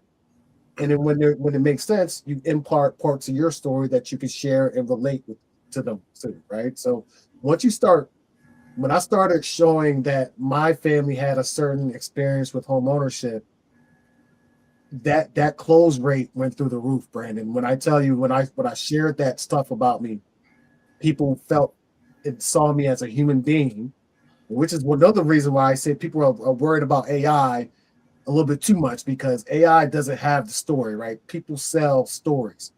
So that was one time where I realized, hey, I got to push that out more. And there are some other parts of my life that I have been working on my own confidence to share that story out with folks as well. Right. So what's what they used to hide now is your greatest strength in building trust? I got one. So I tell everybody, so I started in the industry in October 2005. But what I didn't used to share that I now share is the fact that people don't realize that the first 7 years I was working 70 to 80 hours a week doing construction during the day, and then coming in and cranking out cold calls at night or meeting with clients, and then delivering pizzas or Jimmy John's or something like that on the weekends and any other day and night I could grab time. And I did that for 7 years grinding to try to build my client base and build my income up. And it took a long time, because keep in mind, I'm also doing this during the recession, the great housing recession too. So even though things started looking up, they immediately went down. Then I go back up again. It was a grind. So I'm pretty sure you put in those pizza boxes some mortgage cards in there. I still have the bags. They Right. let me take one of the bag or a couple bags home. I still have them. I bring my pizzas home with me, and those still to this day. I would have had stapled to your receipt. Here goes my card. If you want to, That would have been smart, but I think I would have gotten in trouble with corporate had I done that. So, but the point is, I was nervous about, like, I'm a certified professional. I'm licensed. Like, I've got the credentials. I know what I'm doing. But not only am I young, but I also am working delivering pizzas on the side. Can I help you manage your money? It didn't come across the right way. So I hid that. Like, I don't want anybody to know I'm not a professional. Hence the suit and tie that I wore everywhere I went. That's just part of my brand of what I did. But now when I talk to any business owner, client, other professionals, recruits, anybody, I just remind them there is no shame in grind and hustle. Like, I respect so much when people tell me that I am doing 2-3 jobs or doing this much time and work. Sometimes you got to do that, and that's okay. I just told a guy today, if you're thinking about getting into this industry, you really should think seriously about getting a full-time or part-time job while you do it. Because right away, the first question is, where am I going to get leads? How am I going to do this? How am I going to build my base up? I don't have a lot of savings. Okay, well, that's okay. Don't make this where you do that. Go do that, and then let this support you with it until you're ready to go. And then let good coaches and mentors help guide you. So I don't think there's anything to be ashamed about of grinding. That's something that I really firmly believe. Don't hide that from anyone. There's nothing wrong with that. Gotcha. Arthur, what you got? Yeah. So I'm a kind of piggyback off of what Anthony said, you know, about the stories. But I just wanted to add like one key thing is being intentional, right? Like you said, we're not asking questions just to ask questions, right? We're trying to get somewhere. But one thing that I did learn is, you know, and I'm gonna go a completely different way. I don't hide anything, right? I found out that actually, you know, hiding something makes me subconsciously a bit more or less human, right? Less approachable, less believable, right? Because people know when you're lying, they can hear it, they can feel it, right? So when you are completely vulnerable, when you're open book, hey, this happened to me, you know, and this is how I overcame, or this is what I did, right? You know, being completely upfront, hey, you know, hey, yeah, I did start my business. I wasn't making anything the first year or whatever, you know, hey, but I did get a job. Hey, I did do this. I did have to, you know, and now I'm a living proof that you can do it, right? It is possible, right? Because the biggest thing that people tend to stick to is ideas, right? You know, they have an idea of where they want to go or how they want things, but a lot of people really don't know the process of actually getting there, right? So having that vulnerability, having, you know, not hiding anything, you know, has really worked for me because I'm more believable, right? People tend to trust me more. So that's what's worked for me, just not hiding anything. Right. It goes, and this is more about marketing as far as about sales and marketing. If people don't know marketing, people confuse promotion or advertising with marketing. That's not the same thing. Promotion and advertising is part of marketing. I would say about 20%, but it's not marketing in totality. What marketing is simply creating a market for yourself. How do you do that? You know, how do you create a market for yourself? The first step is reciprocity. You have to be the first to give. You know, you have to give something, and whether it's information, whether it's time, where we're streaming, where we're giving nuggets, I'm giving nuances, I'm giving experience, whether it's in the community, handing out baseball cleats to the local team, whatever. It's about giving first. And the follow-up is, have you ever noticed that clients trust scars more than successes? Why do you think that is? And I want to say this. Why do you think TikTok, reality TV 20, 30 years ago now it's evolved to just regular streamers now, just dudes with cameras? Because people don't want to see polished anymore.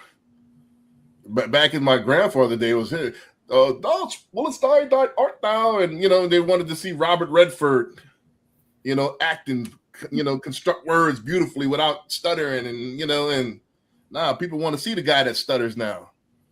I think that's because they want something to be able to relate to. To relate, you got to be relatable. Yeah. You know, and David shared this with me. I think the reason why I intimidate, because I'm almost too factual. Nah, this, and I'm too confident. Nah, BS. It's because it's and that scares people. Ooh, you know, you have no rebuttal. No, not you, Brandon. No, of course not. You know, so. But yeah, people are intimidated, you know, that's one of my to share my story is that I overcompensate because people think big dudes are dumb. So I have to show, and that's why I became extra smart. You know, and I study already. I'm going to show you that your stereotyping is wrong. So I'm going to study, and I'm gonna have to be the most knowledgeable about everything. You know, I'm overcompensating. Because people are, this dude's not, you don't know that. I want to kind of add in a little something, man, because, you know, I ride motorcycles, right? So everywhere I go, people is like, you know, hey, you know, I want to learn how to ride, or, you know, how did you learn, or what was the process? How did you get your license? Whatever. They always have 1,000 questions, right? And I think one of the biggest points in, you know, riding a bike is falling. Right. You know, you're not a real biker until you fall off that bike. Right. And then now you learn, okay, I shouldn't do that no more. All right. I should probably not ride in the rain. Right. Or I should probably not try to do a wheelie in this oil spot right here. You know, because life is really the greatest teacher. You know, so now, you know, it's crazy, you know, how can they trust you from your scars? you can trust me by telling you, hey, don't do this because I've done that. I've been there, right? Kind of like parenting. Hey, don't touch that stove, it's hot, because you know already, right? So, if you have someone that is open to the knowledge, and really want to do it, I think learning from your scars is the biggest teacher that you can ever really have. By the way, I totaled my brother-in-law's Yamaha R6. He had it like one day. You don't put a brand new person that's never been on a motorcycle on a Yamaha R6 and say, go have fun. That's his fault. He shouldn't have let you on the bike. 100%. 100%. My wife was going to kill him. And me both when she came home and found out what happened. Jeez. Yeah. Gotcha. But yeah, people, and I think successes right now can be faked too well. Especially with AI. I've seen people even trying to compete with me on Facebook here, and they'll fake, and it's clearly AI. They'll fake, I was the top mortgage person of the month. Check this out. I got a screenshot. All right. So it can be fake. They got closings from months ago that they posted. Yeah, just closed. So success can be fake and catfish nowadays. So I think that's not. People want to see winners. Don't get me wrong. However, people trust people that they can relate to more. Relatability is more powerful than showing your highlight reel. So, and let me say this before we get to the next clip. One of the biggest misconceptions in business, people think they're selling a product, a mortgage, or a service. They're not. They're selling confidence. And confidence is built through connection. So let's go ahead and get to the next clip here. We're running through it. And then at the end of this clip, we're going to go over to BDM. And then we get to the last two clips here of the show. And then we can wrap it up. Let's go ahead. Let me know when you can see the screen here. Y'all see it? Yeah. All right, cool. Selling a product versus selling a story. Selling a product focuses on features, benefits, and transactions. Selling a story focuses on emotion, experience, and connection. A product is all about what it does. A story is about how it makes people feel. Products inform, but stories inspire. Products sell benefits, but stories sell beliefs. Businesses sell products, but brands sell stories. Businesses fight for attention, while brands earn devotion. One attracts one-time buyers, the other builds lifelong advocates. Selling a commodity makes you blend in, but selling a narrative makes you stand out. A normal car gets you from A to B, but an expensive Porsche turns every journey into an experience. And the truth is, people buy emotionally and then justify logically. Every business has the potential to sell a story, not just a product. But this takes more than luck. It takes purposeful research, strategy, and execution. For example, we worked with the ARAM Clinic. Before rebranding, they sold dental and medical aesthetic services. After implementing our brand strategy, they now sell the essence of becoming your best self. Because life should be lived to the fullest. You deserve to be able to destroy your insecurities. And the ARAM Clinic is here to help you achieve that. By building the brand around an emotional pain point, didn't just set the brand up for success. We positioned it to sell more than just a service. To sell a pain point. Want to also build a premium brand? So, for example, for me, I don't sell mortgages, I sell ownership. I'm the ownership guy. That's me. Whether it's, accountability, personal accountability, whether it's, being undoubtedly you, owning yourself, owning your mistakes, owning your shortcomings, owning your successes. That's what I sell. So experience. Let's see. Actually, no, I think this is hello, how can I get a 100K? Yeah, you can apply. Go to www.applywithb.com. And I'll definitely I'll definitely lend you 100,000 if it's for a mortgage. But let's get to the next question here. Hey, before we do move on, mhm. that clip just reminds me. I watched this movie a couple of days ago called Lamborghini. Have you guys seen the Lamborghini movie? I've seen the trailer, but I never I think I actually have seen the watched trailer too, but not the movie. Right. So in the movie, the guy, he's a Ferrari has been around for a long time, and he's selling cars and stuff like that. And he already has that his brand together, right? So he's going around and he comes up to him. He's like, hey, I think we can do business together, but because your clutch is faulty, right? And then he kind of, waves him off like, just go buy one of my cars. He's like, hey, I got a bunch of them, but all the clutches are failing, right? So anyway, long story short, the guy goes out. They have this showroom thing or whatever, right? And he builds his car. Ferrari has his, and he works to the perfect point. And he's like, hey guys, come check out my car. And he points at Ferrari. He's like, Ferrari is for the person who wants to be somebody. Lamborghini is for someone who is somebody, right? So he sets himself apart, and he's building his brand, and you can see the guy Ferrari gets all like mad and stuff, right? I think it's really important, like building that brand, setting yourself apart, because it is about the story, right? But yeah, I just wanted to share. That's what that reminds me. And I think honestly, I don't know, Arthur, what is your brand right now? Like, what's your tagline or your focus? What's your brand? So my brand, like I said, is and I'm redoing everything, I'm revamping everything because I'm still learning so much.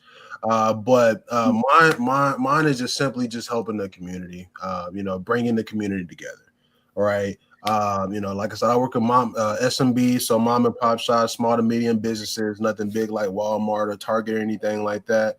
So I'm focusing on high ticket sales. So roofing companies, dentist offices, gym memberships, things like that, right? So I'm able to really bring our community together by helping them bring their brand out to everybody else, right, through social media, right? Because like I said, most people, they know how to do it and don't have the time to do it, or if they have the time to do it, they don't want to do it, right? Which helps me give them time back to themselves. Yeah. I mean, that's good. We got to figure out your brand, I think. Yeah. Is like I love, like, Anthony, like with the mortgage prepper, you talked at the beginning about like how you kind of came up with that concept of preparing people for this. Like, that's become your double down your brand across all your profiles. Mine is Infinite Team, and my tagline is find your path forward. Because the problem is, I went to get a mortgage when I was a young person. I got denied, and I didn't think anything of it. I just thought I got denied. Oh, well. Little did I know, there's an easy way to qualify. I just didn't know what it was. No one showed me the path forward. So by finding your path forward, the possibilities are infinite, hence the Infinite Team brand. That's how I came up with that. That's what I'm trying to really hone in on, double down with. I just got that logo with the Husky, because Huskies like to run forward, go, go, go. I just got my license plate in the mail the other day that says forward, by the way. So that's cool. I thought your brand was mostly, what I gathered was, and I thought we had a similarity, because my tagline is ownership comes to those who refuse to quit. I thought Infinite, forge your way forward, or find your path forward. Find your path forward was more about keep going, don't quit. Yes, it's determination, but it's also, I think of it in terms of, which is why it's a Husky, is a husky running through trails, through the woods. The Husky's in shape too. Yeah, they're ready, they're going, they're pulling. Right. There's a lot of weight, there's a lot of struggle, but and it's a long journey sometimes that we're traveling through. That's where I thought it was more, hey, infinite means, hey, I'm going to keep going no matter what. Exactly. But it's keep going, infinite possibilities too, of which direction you could go. How far you can go is up to you. How far can you run? Right. But which path are you taking? And everybody's like a fingerprint. It's unique to you. Your path might be a little different than another person's path, and it might get you there faster or slower. but do it the right way. And if you got a good guide, if you got someone running that the musher behind that's pushing that sled, go this way, then you'll behind you, then you'll be able to work through that. So that's been the thought process, is that the trail mindset. Let's get this last question, then we're gonna go to B&M and we're gonna get these last couple out real quick. If two companies offer the same exact product at the same exact price, why would someone choose one over the other? Branding. Which one makes them feel better? Right. Anthony, what you got? I mean, I think it's a combination of both of those things, right? Your feelings, your brand elicits a feeling. I would say if we talk in marketing, it was the ones that's more relatable. For me, is the one who can relate to what I want to do if it's the exact same price. I don't know. I think it kind of comes into quality too, because it's like right now, exact same product, exact same price. Yeah, I mean, because I'm thinking about all right, Burger King versus McDonald's, right? Why would I want to? That's not the same product, though. Same product, right? But they do taste a little different. They taste a little different, But it's like, why would I go here instead of there? But I don't know. What about like maybe an example would be like two car dealerships down the road, used car dealerships, new car dealerships selling the same new car off the lot, same exact sticker price, everything exactly identical about it. Which salesperson would you go with? Right. The one that I like. So that it comes down to the salesperson now. It's not so much the product or the brand, because the brand, you're talking about Toyota and whatever else, right? They're the same brand. I just remembered why I thought of this analogy. When we went to buy our Ram, my wife and I went and test drove a Ford F-150 and a Ram. And the Ford F-150 guy said, "Hey, take a test drive. Here you go. Like, go around the block. Okay, great. Here you go. What do you think? It's all right." The next dealer, though, at the Ram dealer, he's like, "Yeah, you want to go around the block?" He's like, "Hey, by the way, how far away? You guys live close by? Like, where you got kids, house, whatever?" And I'm like, "Oh yeah, we don't live that far down the road." He's like, "Hey, you want to take it to your house?" I'm like, because I was talking about how my garage is how we got on the topic. My garage is kind of like a certain size. I don't know if it's going to fit the Ram or the F-150. Like, I'm trying to get, because I was thinking about measurements. He's like, "Why are you asking about measurements?" Like, well, let's just drive to your house. So we literally drove to my house and put it in the garage. Well, guess which one I bought? Right. Obviously, that F-150 one guy had no idea why you didn't come back. Yeah. No idea. He didn't ask what was important to him. Yep. That was obviously important. He probably talked about the actual twin turbo cam and the bucket seats and that stuff that you don't really care about. What's that movie? Coming to America. That boy's good. Right. So that was nice. And then all of a sudden, if I was in Minnesota, I'd be like, "Hey, what was his name?" And all of a sudden, now he's got this is how that works, right? His name was Chris. I remember this was shout out Chris years ago. Shout out Chris. By the way, he is now the lead sales finance guy for the place. Right, He's a brand new sales going places. We knew Chris was going places. Yeah. Success leaves clues, so yeah. That's the thing. Let's get real quickly into the BDM. This is like our halftime, really, where if you're trying to level up this year, you're trying to increase your actual bottom line, you're trying to get multi-streams of revenue. We have at Nexa Lending, which is the parent company, we have a BDM program, which is business development marketer or manager, whatever you want to use, which you help market us, and then you get paid a percentage of the loan. We're going to play the clip, and I'll let David elaborate a little bit more after we play the clip, and then we'll go from there. But let's go ahead and run it. If you're a realtor and you're not getting paid for the mortgage conversations you're already having, we need to talk. You're speaking to buyers, sellers, past clients, your sphere every single day. And every time financing comes up, you're creating opportunity, but you're earning zero from it. At Nexa Lending, we've built a compliant business development manager program that lets you get paid for the business you generate without becoming a loan officer. No licensing, no quoting rates, no collecting docs. You simply connect people. We handle the mortgage. You get paid as a W-2 business development employee. Refinances, your CRM, your sphere, other agents you introduce. You're already creating the business. Now you monetize it. If you're serious about adding a real additional income stream this year, click the link, message me directly, and let's get you activated in under 10 minutes.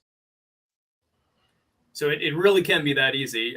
Just for everybody watching, it says realtors at the beginning because organically everybody starts with a realtor typically in a mortgage process. So it's only natural if you're a realtor. Why wouldn't you want to take advantage of helping them on the mortgage side of the equation as well? But this really could apply to anybody in any profession. If you are interacting with anybody looking to buy homes or refinance properties, you have an opportunity or an at-bat to be able to do that. This is a compliant legal way that our attorneys have spent hundreds of thousands of dollars on and work to keep compliant every single month to find a legal way to pay commissions to help us grow and market the company. This also expands into helping us recruit and identify top talent in the mortgage industry. If you know a good mortgage professional that would like pretty much everything they have to be better, have them talk with us and we can get them more information. At the top of your screen, there's a QR code. If you scan that, that actually is what this program is all about. That'll put you right on the calendar for myself. And depending on who it was that referred you, either myself, Brandon, Anthony, whoever might be tied to this will be the one to meet with you. But scan that QR code, schedule a time. Worst you can do is get more information. And again, in literally less than an hour, you can be up and running. Gotcha. Let's get the last, because I'm gonna skip a few questions, but I want to get all of the clips out of the way here.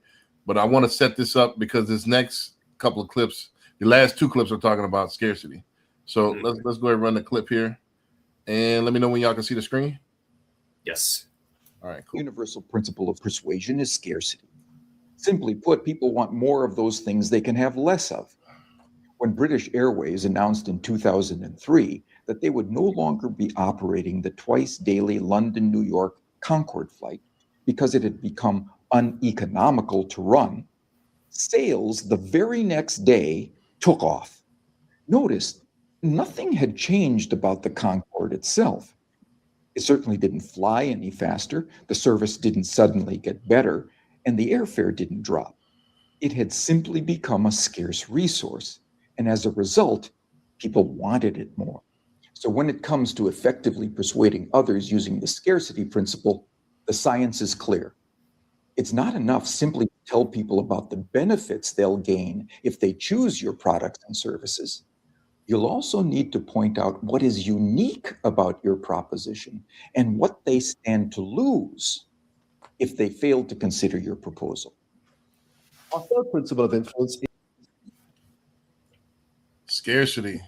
I use this a lot, not too much in mortgages, but previous employment. Don't forget furniture sales, especially, and we have market samples like, hey, this is one of one. So if you don't take advantage of this, this might be gone. This is actually going to be gone. You know, so it's about setting that sense of urgency, because if you give them the option to make decisions, most people don't like confrontation. They don't like to make decisions. So you got a lot of times you got to make decisions for the customer. You already got to assume the sale. So you paint that scarcity. People want more of what they can't have, and it's exclusive. Like you said with Lamborghini, it's about like he framed it, that you're already somebody. So I'm going to buy it because I want to be perceived as already somebody. Mm-hmm. It's that scarcity. It's not everybody has those. Bugattis the same way. Like you can't even buy a regular person can't buy a Bugatti. They have to. There's a waiting list. If you have $1 million, like now, you got to wait. So that makes people want it even more. All right, so let's get into this next question here. And I actually missed it. Here we go. I skipped around. Actually, let's get to this one right here. All right, so the question is, no, not this. This one. Have you ever watched somebody procrastinate on making a decision only to become highly motivated the moment they they realize that the opportunity might disappear? Tell us about that experience. That's a good one. because people will procrastinate. Yeah. Okay. So there's a client I'm dealing with right now, actually. So on Friday, we all know the markets were a little bit crazy. Now it's typical Friday rates, bond market getting a little bit worse, rates picking up a little bit. Right. And I explained to her, I was like, look, this rate that you're looking at, it's right at the point where if it were to get worse, you would have to pay for it now, right? And she didn't want to make the decision. Now, of course, my whole thing is when it comes to that, I give you my recommendation on when to lock your rate, but it's ultimately your decision. It's something that I need you to do in writing when you email me that, right? So, I told her that hey, this market's the rate's looking bad. It looks like it might get a little worse. And today, as I think right around about 3 o'clock is when she was saying, hey, can I get that rate we were talking about on Friday? Luckily, rates got a little bit better at the time, but she started panicking, and was blowing my phone up probably right around 5:30. And that's particularly because she thought that it was going to be a situation where she couldn't get that rate that she talked about on Friday. Right. Yeah, that's definitely big in our business as far as decision making. I have one at this moment right now. I've only had 2 people that gamble and they lost both times. And it looks like this particular lady is going to gamble as well and float it to damn near the end. And I think she's going to lose out because it's a 0.5 point swing. I'm going to have to check it today. I didn't. Yeah. And that loan amount? 420,000. Jesus. Ooh, man, she's going to be $2,000. Yeah, it's going to be a $2,000 hit. Hopefully it goes down. I'm gonna check it right after we get off the line off the podcast. Hopefully it went down a little bit, but I had her she only had to pay 0.1 at one point. Now I was like at 0.6. That's actually not too bad, only a 0.5 point difference. But when I told you that, hey, do you want to lock this or you want to float? Oh, I'm gonna go ahead and gamble. Okay. Yeah. Not the week before closing. You feel a lot worse if you gamble and lose than if you lock and the rates go down. Right. Well, we could float it down if it's a 0.5 point. We could have floated if the situation was reversed. I could have floated it down for free, right? So potentially if it goes far enough, yeah. Right. Well, it's a 0.5 point. One thing on this point I think that's important is that I think I've found to be true is scarcity of time. It's funny, we make the joke about take a vacation and watch your business take off, because it's like literally we've taken 2 trips in the last year, and one of them was both of them were roughly a week, not quite, and in those both occasions I'm telling all my clients, listen, if you want to get this going, I only have 5 more days, 4 more days, 3 more days. I count down, like I'm out. If you want to do this, you better go. And then all of a sudden, naturally, 4 or 5, 6 of them, like, oh, here's all my apps and docs. Like, okay, crap. Well, now what? Like, can I even get to it now? but thankfully, that scarcity mindset of, okay, David's leaving. He's not going to have time to work on it. I better get it in quick. It spurred them on to go and actually created a pretty nice pipeline of loans closing. So take a vacation, and that improves the scarcity mindset. Right. Just like with Madden and Jordans and everything else that people line up for, Christmas holiday shopping, with people, the dollar days, right? That people come in the fourth quarter and line up to do. It's all that scarcity. Hey, you might be fear of missing out is stronger than anything. FOMO. Yeah, people would hate to have that kid not have that toy that they wanted underneath the Christmas tree, right? People would not hate to not have those new colored Jordans that everybody else had. I never got it because I never liked Jordans, but they want to be a part of that club. They want to be part of that particular club. I never understood it, but it's a scarcity that sells, and it helps persuade people to make a decision. That's why that's one of the principles is scarcity. Let me play this next clip, and so this is the second to last clip. So let's talk about it. We're getting toward the end because I know it's at that 2-hour mark now. I know. Yeah, I'm on the East Coast, guys. Yeah, so I'm wrapping it up. An entrepreneur opened a coffee shop and cleared over $200,000 in a year by giving her coffee away for free. While everyone else was charging for a cup, she was handing them out. How does that make money? Listen to the play. When she opened, she made an announcement. 1 free cup of coffee every single day for an entire year. Not for a day, not for a month, for the whole year. And if you showed up every day, you'd get a $300 Amazon gift card at the end of the year. The neighborhood went wild. Everyone crowded in to ask how to join. She told them, just pay $5 for a membership card and you can drink for free all year. The customers did the math. $5 for a year of coffee? That's $700 in savings. They thought they were robbing her blind, but the reality was the exact opposite. With that free strategy, she signed up 3,000 members instantly. That's $15,000 in cash right there, covering her initial rent and bills. Then she set the free coffee hours from 7 a.m. to 10 a.m. Think about it. No one just drinks a black coffee on an empty stomach. People bought a piece of toast, a croissant, or a juice. On average, every customer spent an extra $3 per visit. That's $90 a month per person, or over $1,000 a year. Even after the $300 gift card, she was netting $700 in pure profit per member. With 3,000 members, she was easily clearing over $1 million. But the story doesn't end there. A month later, she gets a call. A deep voice says, "I like your brain. I'm the biggest real estate tycoon in the city. Let's talk." They met at a luxury restaurant. The tycoon said, "The market is brutal. How do I make my project explode overnight?" She took a sip of her coffee and said, "Simple. If you're selling a house, you have to make the buyer feel like they're losing money if they don't buy it. Step 1, scarcity." She told him to announce a $0 reservation list.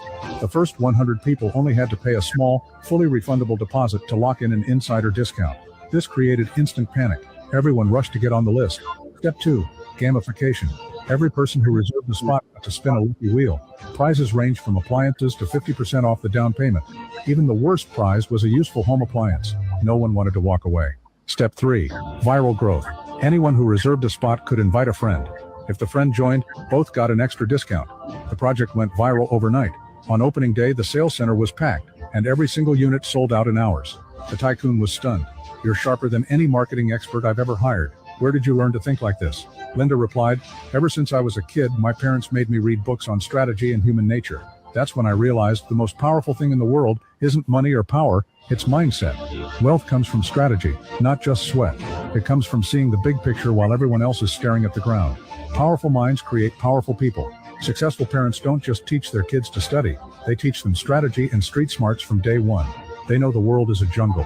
If you only teach your kids to be obedient and hardworking, but their mindset stays poor, you're sending them out as prey. Well, let's go ahead and get it cranking out here. This is the last couple questions here, and then let me ask you this: what's the most creative marketing strategy you ever seen that made you stop and say, "I wish I thought of that"? More importantly, why did it work? So, answer. Give me your reaction to the clip, obviously, and then give me a real life example of a genius marketing strategy. So, not all at the same time. that clip, I like the idea of scarcity. It's a little tougher to kind of manipulate in our industry, I think, but that whole idea of scarcity is huge, right? Because that's where the responsibility and reciprocity still kind of works together. Once you've built the trust, your influence itself becomes scarce, and that's when it becomes valuable, right? People will believe you faster, they'll question you less. The responsibility is also not exploiting that shortcut, but using it for good and not manipulation. As far as marketing ideas, I would say it's hard for me to think of that on the spot. There is something I can come up with though. Let someone else take. Let me think about that one for a second. So one thing that I do with my marketing business is I notice that a lot of business owners really don't have websites, right? And that is a major part, especially when you're trying to track your analytics, make sure that your target audience is being fed, right? So one thing that I do is I actually look for companies who don't have websites, right? And I offer them to build them a free website, right? hey, I'll build you this free website, but you have to pay for it to stay up, right? Because, you know, it's going to be a part of, you know, my domain, right? So I'm paying for the domain, right? And let's just say it's like, what, $15, right? I'm paying $15 for the domain.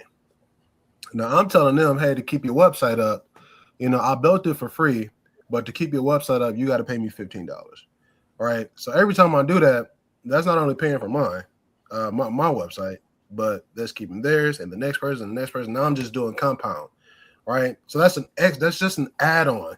I haven't even sold the actual service yet. Right. So that's one thing that I do that I feel that I think that does work. Right. But again, like, you know, like Anthony said, it's very hard to do it in a lot of different industries because you don't kind of have the opportunity to do that. Right. I'm kind of stumped, honestly. I mean, like I'm thinking of a lot of good strategies that I've seen people done in our space, but nothing that earth-shattering of creativity that I've really seen, and nothing that's not replicatable. One thing that I think just in general is that I never really thought about that I thought was genius is when I first learned, this was a long time ago, when I first learned what a CRM is, and the fact that there is actually a way that you can, on autopilot, create this retention campaign where you can stay in front, top of mind awareness. DJ Christofferson, one of our top recruiters here at Nexa, Toma, he talks about top of mind awareness. Just the more you can stay in front of people with valuable information, the better. And part of his whole thing was just every week or two following up with people, checking in, and then giving them something helpful, some news thing that maybe they missed, some, did you know this? Hey, here, did you know you can download this free thing online here? Like, just, or here's a random site. Did you know this thing exists to look up county tax records or whatever? Like, just something tangible to reach out to people with. I never had thought of the idea before. And I just thought it was genius when I first did. I'm like, why have I never been doing this before? I'm such an idiot for not implementing sooner. I think, Brandon, I got one, Brandon. You wanted to go first? Yeah, I mean, I want to take it back to the basics. The best one that I've seen is, let's go to McDonald's. You know, when they have the actual games, Monopoly. You know, you have the games everybody can play. When you peel off that fry, damn, I got this piece, so it's gonna make you want to get another fry because I need this other. I need that other piece. God, dog. Yes, I remember that. It's a good one. Yeah, so it's gamifying that your purchases. Back in the day, and I'm really showing my age, they used to have a record store named Camelot. I don't know if y'all probably don't know what the hell I'm talking about. The 90s, baby. I don't know about that. I don't think they had that here in Minnesota. Right. So Camelot was huge. But what they used to do, they were the first with the punch cards. And each punch was like a note, you know. So you get 10 CDs, you get one for free. So that might make you buy 2 or 3 CDs at a time because I want to get that 10th one so I can get it for free. It was perceived value. So well, they had that with like Columbia House and other where like if you pay a penny, you get the 12 or whatever. This is before that even, right? Yeah. Before this is back in the day, you know. So, but yeah, they would the gamification of your purchase to make you want to buy more. And it just made it worked because people love games. People love games, you know, and they want to participate. And if you make it fun, it don't seem like they're spending money. Don't forget people buy emotionally, and then they justify it logically later on, right? So like, yeah, I needed to get this piece, so I had to get this extra fry. You know what's funny about the gamification thing too is we all, you know, the largest mortgage lender in the world now is United Wholesale Mortgage, one of our partners, and how they got there is by gamifying how they get loans in the door from brokers like us. So get X amount of points for this, X points for this, bonus points if you do this. So you're incentivized to keep going, and then you get better service, faster speeds, more stuff the more you do, and they make it so you want to. Why would I not send the loan there? Otherwise, I'm not going to get my pro elite status this month, you know. And genius. Everything's gamified. Yeah, and it's funny you mentioned Yeah, that right. real quick. I just remembered Mhm. I got this idea from a couple of different loan officers, but we have this lender that does what's called a first responder program, MLB. Right. So what we did is we created a game where it's like a spinner thing where you spin and then you land on certain things, and we'll take it to the firehouses, the police stations, with some Jersey Mike's or some Pizza Hut, or we'll find a local pizza shop that would sponsor them, right? And then if we do some content with them, we'll take it there, spin the wheel, and they'll win things like a box of ammo or a free range day at the local gun range. And of course we have our stuff in the file. I've done some version of it. I got 3 loans from it for doing it for 2 weeks, right? So Right. that was something I thought was cool. Right. Game, and you gave them something. You gave them something that was significant, personal, and unexpected. They didn't expect you to come there and do that. And to be honest with you, now I know the fireman. And I got pulled over a couple weeks later, and it was one of the guys. Nice. And of course, nothing happened. Right? I get it scot free. So it was cool. Now I'm knowing the people in my neighborhood. Reciprocity is a powerful tool, and I think the lesson here is strategy beats effort when effort has no direction. Plenty of people work hard. I mean, everybody's working hard. Everybody got products. It's who has the best strategy is going to win.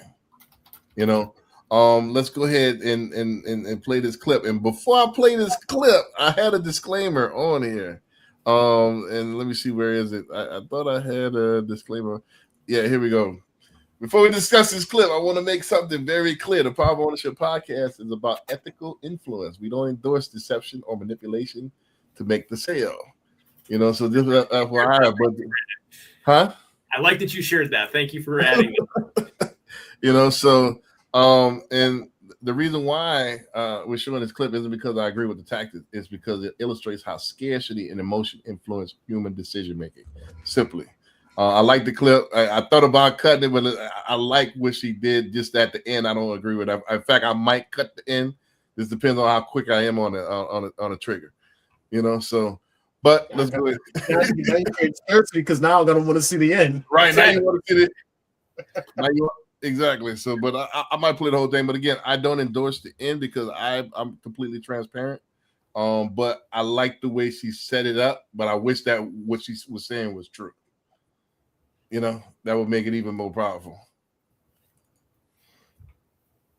Hold on, let me get this clip together here. All right, here we go. And this is the last clip, and then we'll wrap it up here after this. I know it's the East Coast. What do you mean they're not for sale? The stones were forged in Whitebone Cave during the Qing Dynasty. I bring them out simply to name your price. It's really not about money. Anyway, I'm actually closing. 20,000. I'm sorry. 50 then for the pair. Oh. Well, they do look magnificent on you. But what would my ancestors say? 100,000. Let me wrap those up for you. Yeah, I wanted to cut the end, but so it's the story.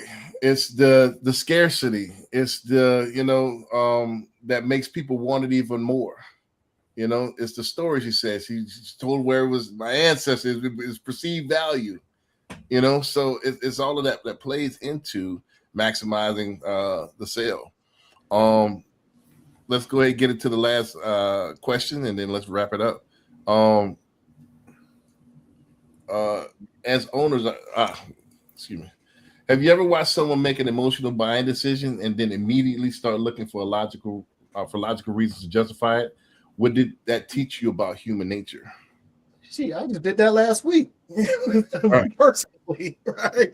Right. I'm really into the firearm industry, so I just spent money on a firearm that was just something ridiculous that I did not need. It was more. It was just an emotional buy because I just stopped in there and I looked at it and I said, "Oh, it looks nice." I got caught with a really good salesperson. Told me a whole story how he himself fell into the trap and how he enjoyed being buying something that he didn't need. And then, I said, you know what? Let me pull the trigger.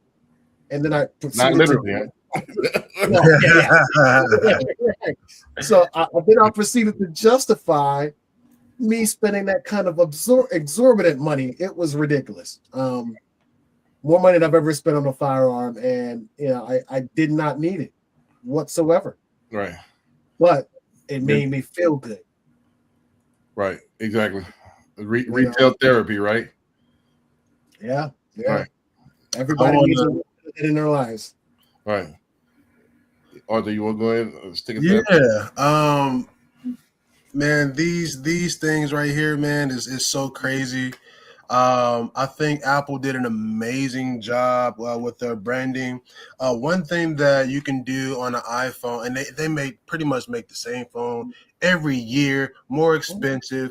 But one thing that the iPhone can do that everybody loves doing, and people talk about it all the time, is FaceTime, right?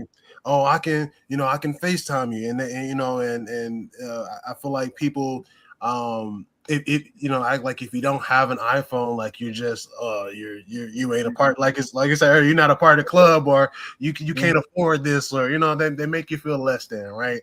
When honestly, so some of these Androids is really killing the iPhone, right? But I think it's the it's that feeling of being a part of, and then also I think another great thing is this thing works on like just Wi-Fi alone, so some of the other people kind of sell the point of I can still use my phone on Wi-Fi if my phone is off, right? So that connectivity, and that exclusivity is really what I feel like really pushes this thing here, so for me, buying my first iPhone, I used my whole paycheck, right?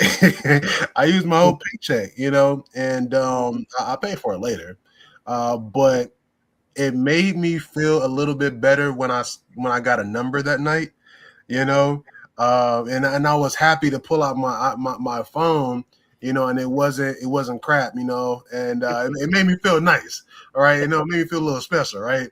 But that for me is really what tightened that emotional part, right? I'm able to now feel better because I have a better phone. I'm a part of the club now. I can FaceTime you. I can, whatever. So it was an iPhone for me.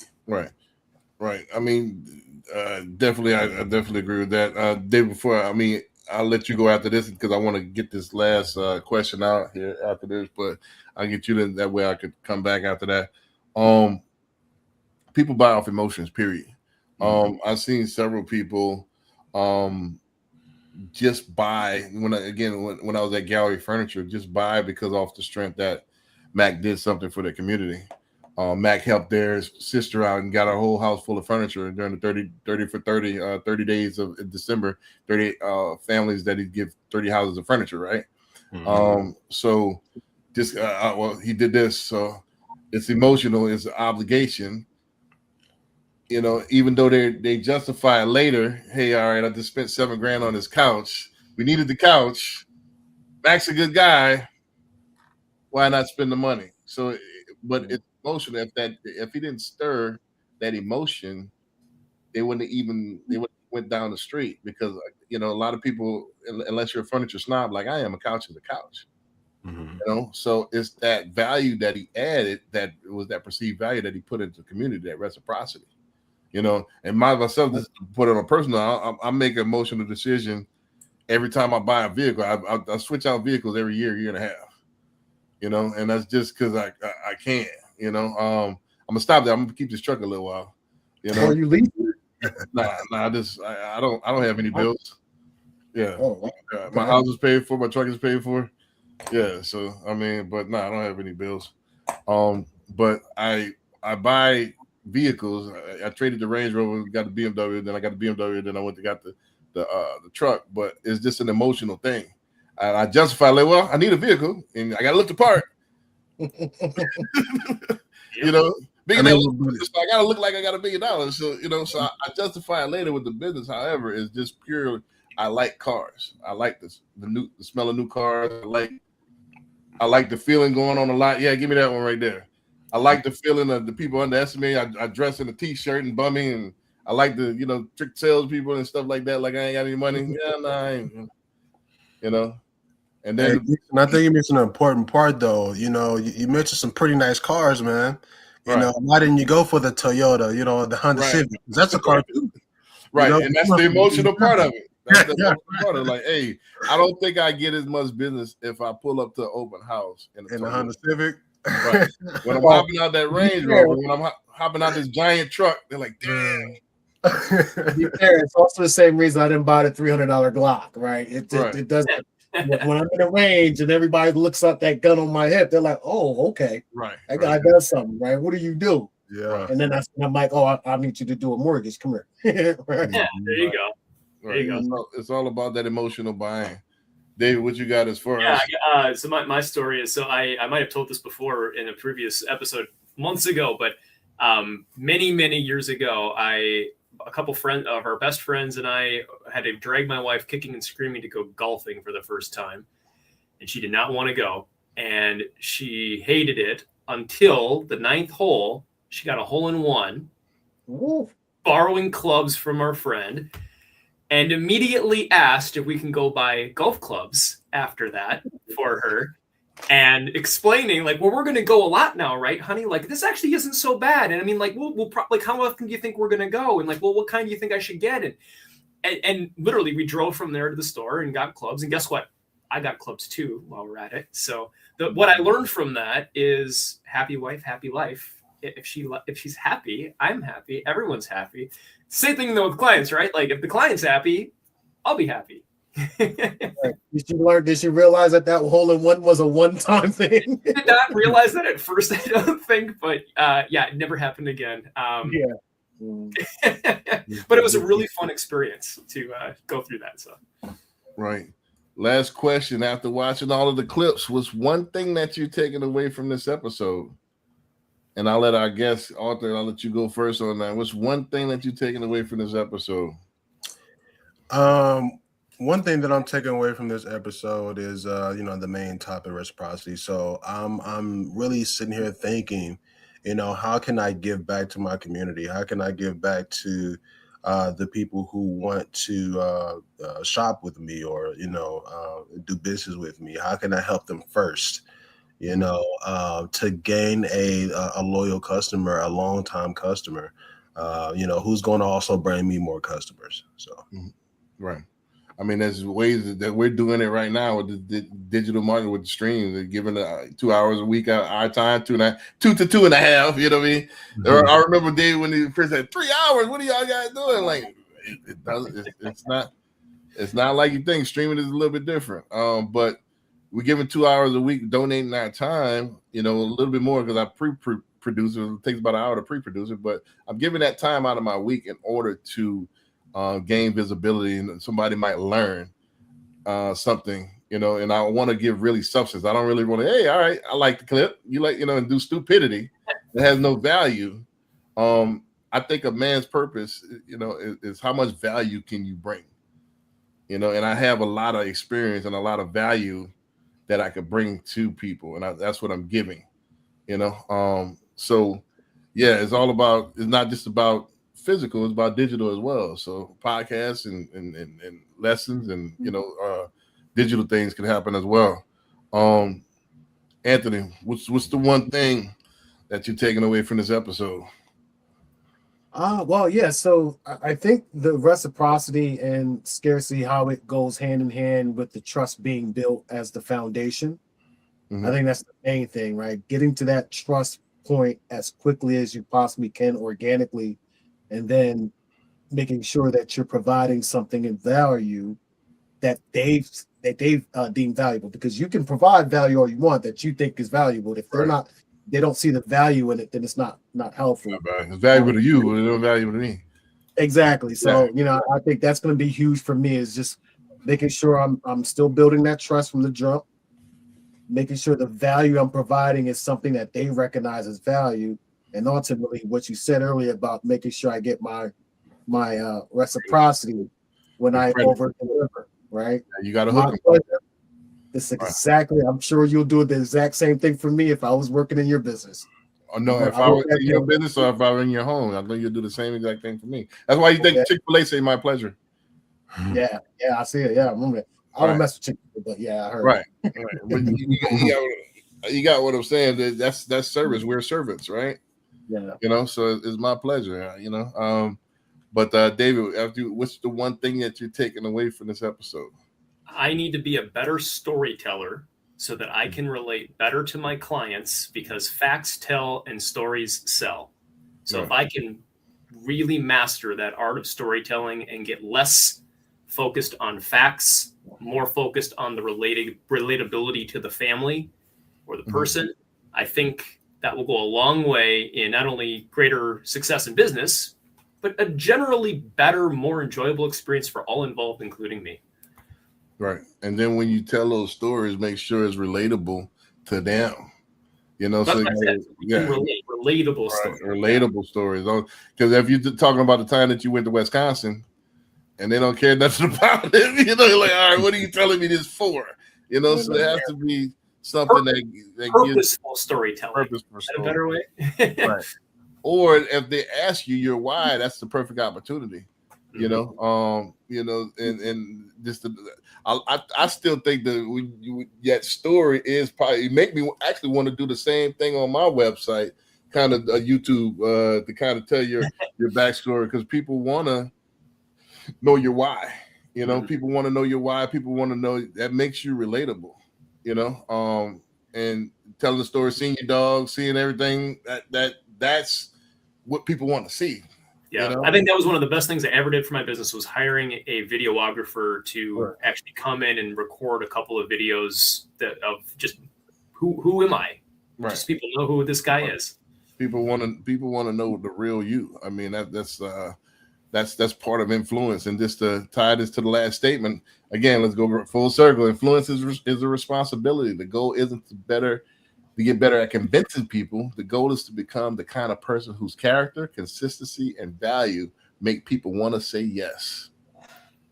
So are you that person? You know, am I living it? Am I relatable? My scars are proven. Am I a stand-up guy? This is stuff that people can relate to. And then that make them want to say yes. And we said this over and over and over and over. Humanize. How can I humanize myself? Well, you got to treat a person like they're human, not like they're just a number. This is my script. All right. So A, I say this. B, I say this. C, I say this. That's not humanizing the person. Talk to them as a human being. How would you talk to your brother? How would you talk to your sister? Talk to them like that first. And then you offer your value. But until then, if you're not on a human to human level, if I'm talking that there's just barrier in between us, customer to salesperson, that's the disconnect. So humanize yourself first by humanizing them first. You know. So with that being said, we'll see you next week. Hey, Daz, thanks for having me, man. Appreciate it. Take ownership. Don't make excuses. Don't blame any other person or any other thing. Get control of your ego. Take ownership of everything in your world, the good and the bad. Take ownership of your mistakes. Take ownership of your shortfalls. Take ownership of your problems. And then take ownership of the solutions that will get those problems solved. And when a team takes ownership of its problems, the problems get solved. And that is true on the battlefield, it is true in business, and it is true in life.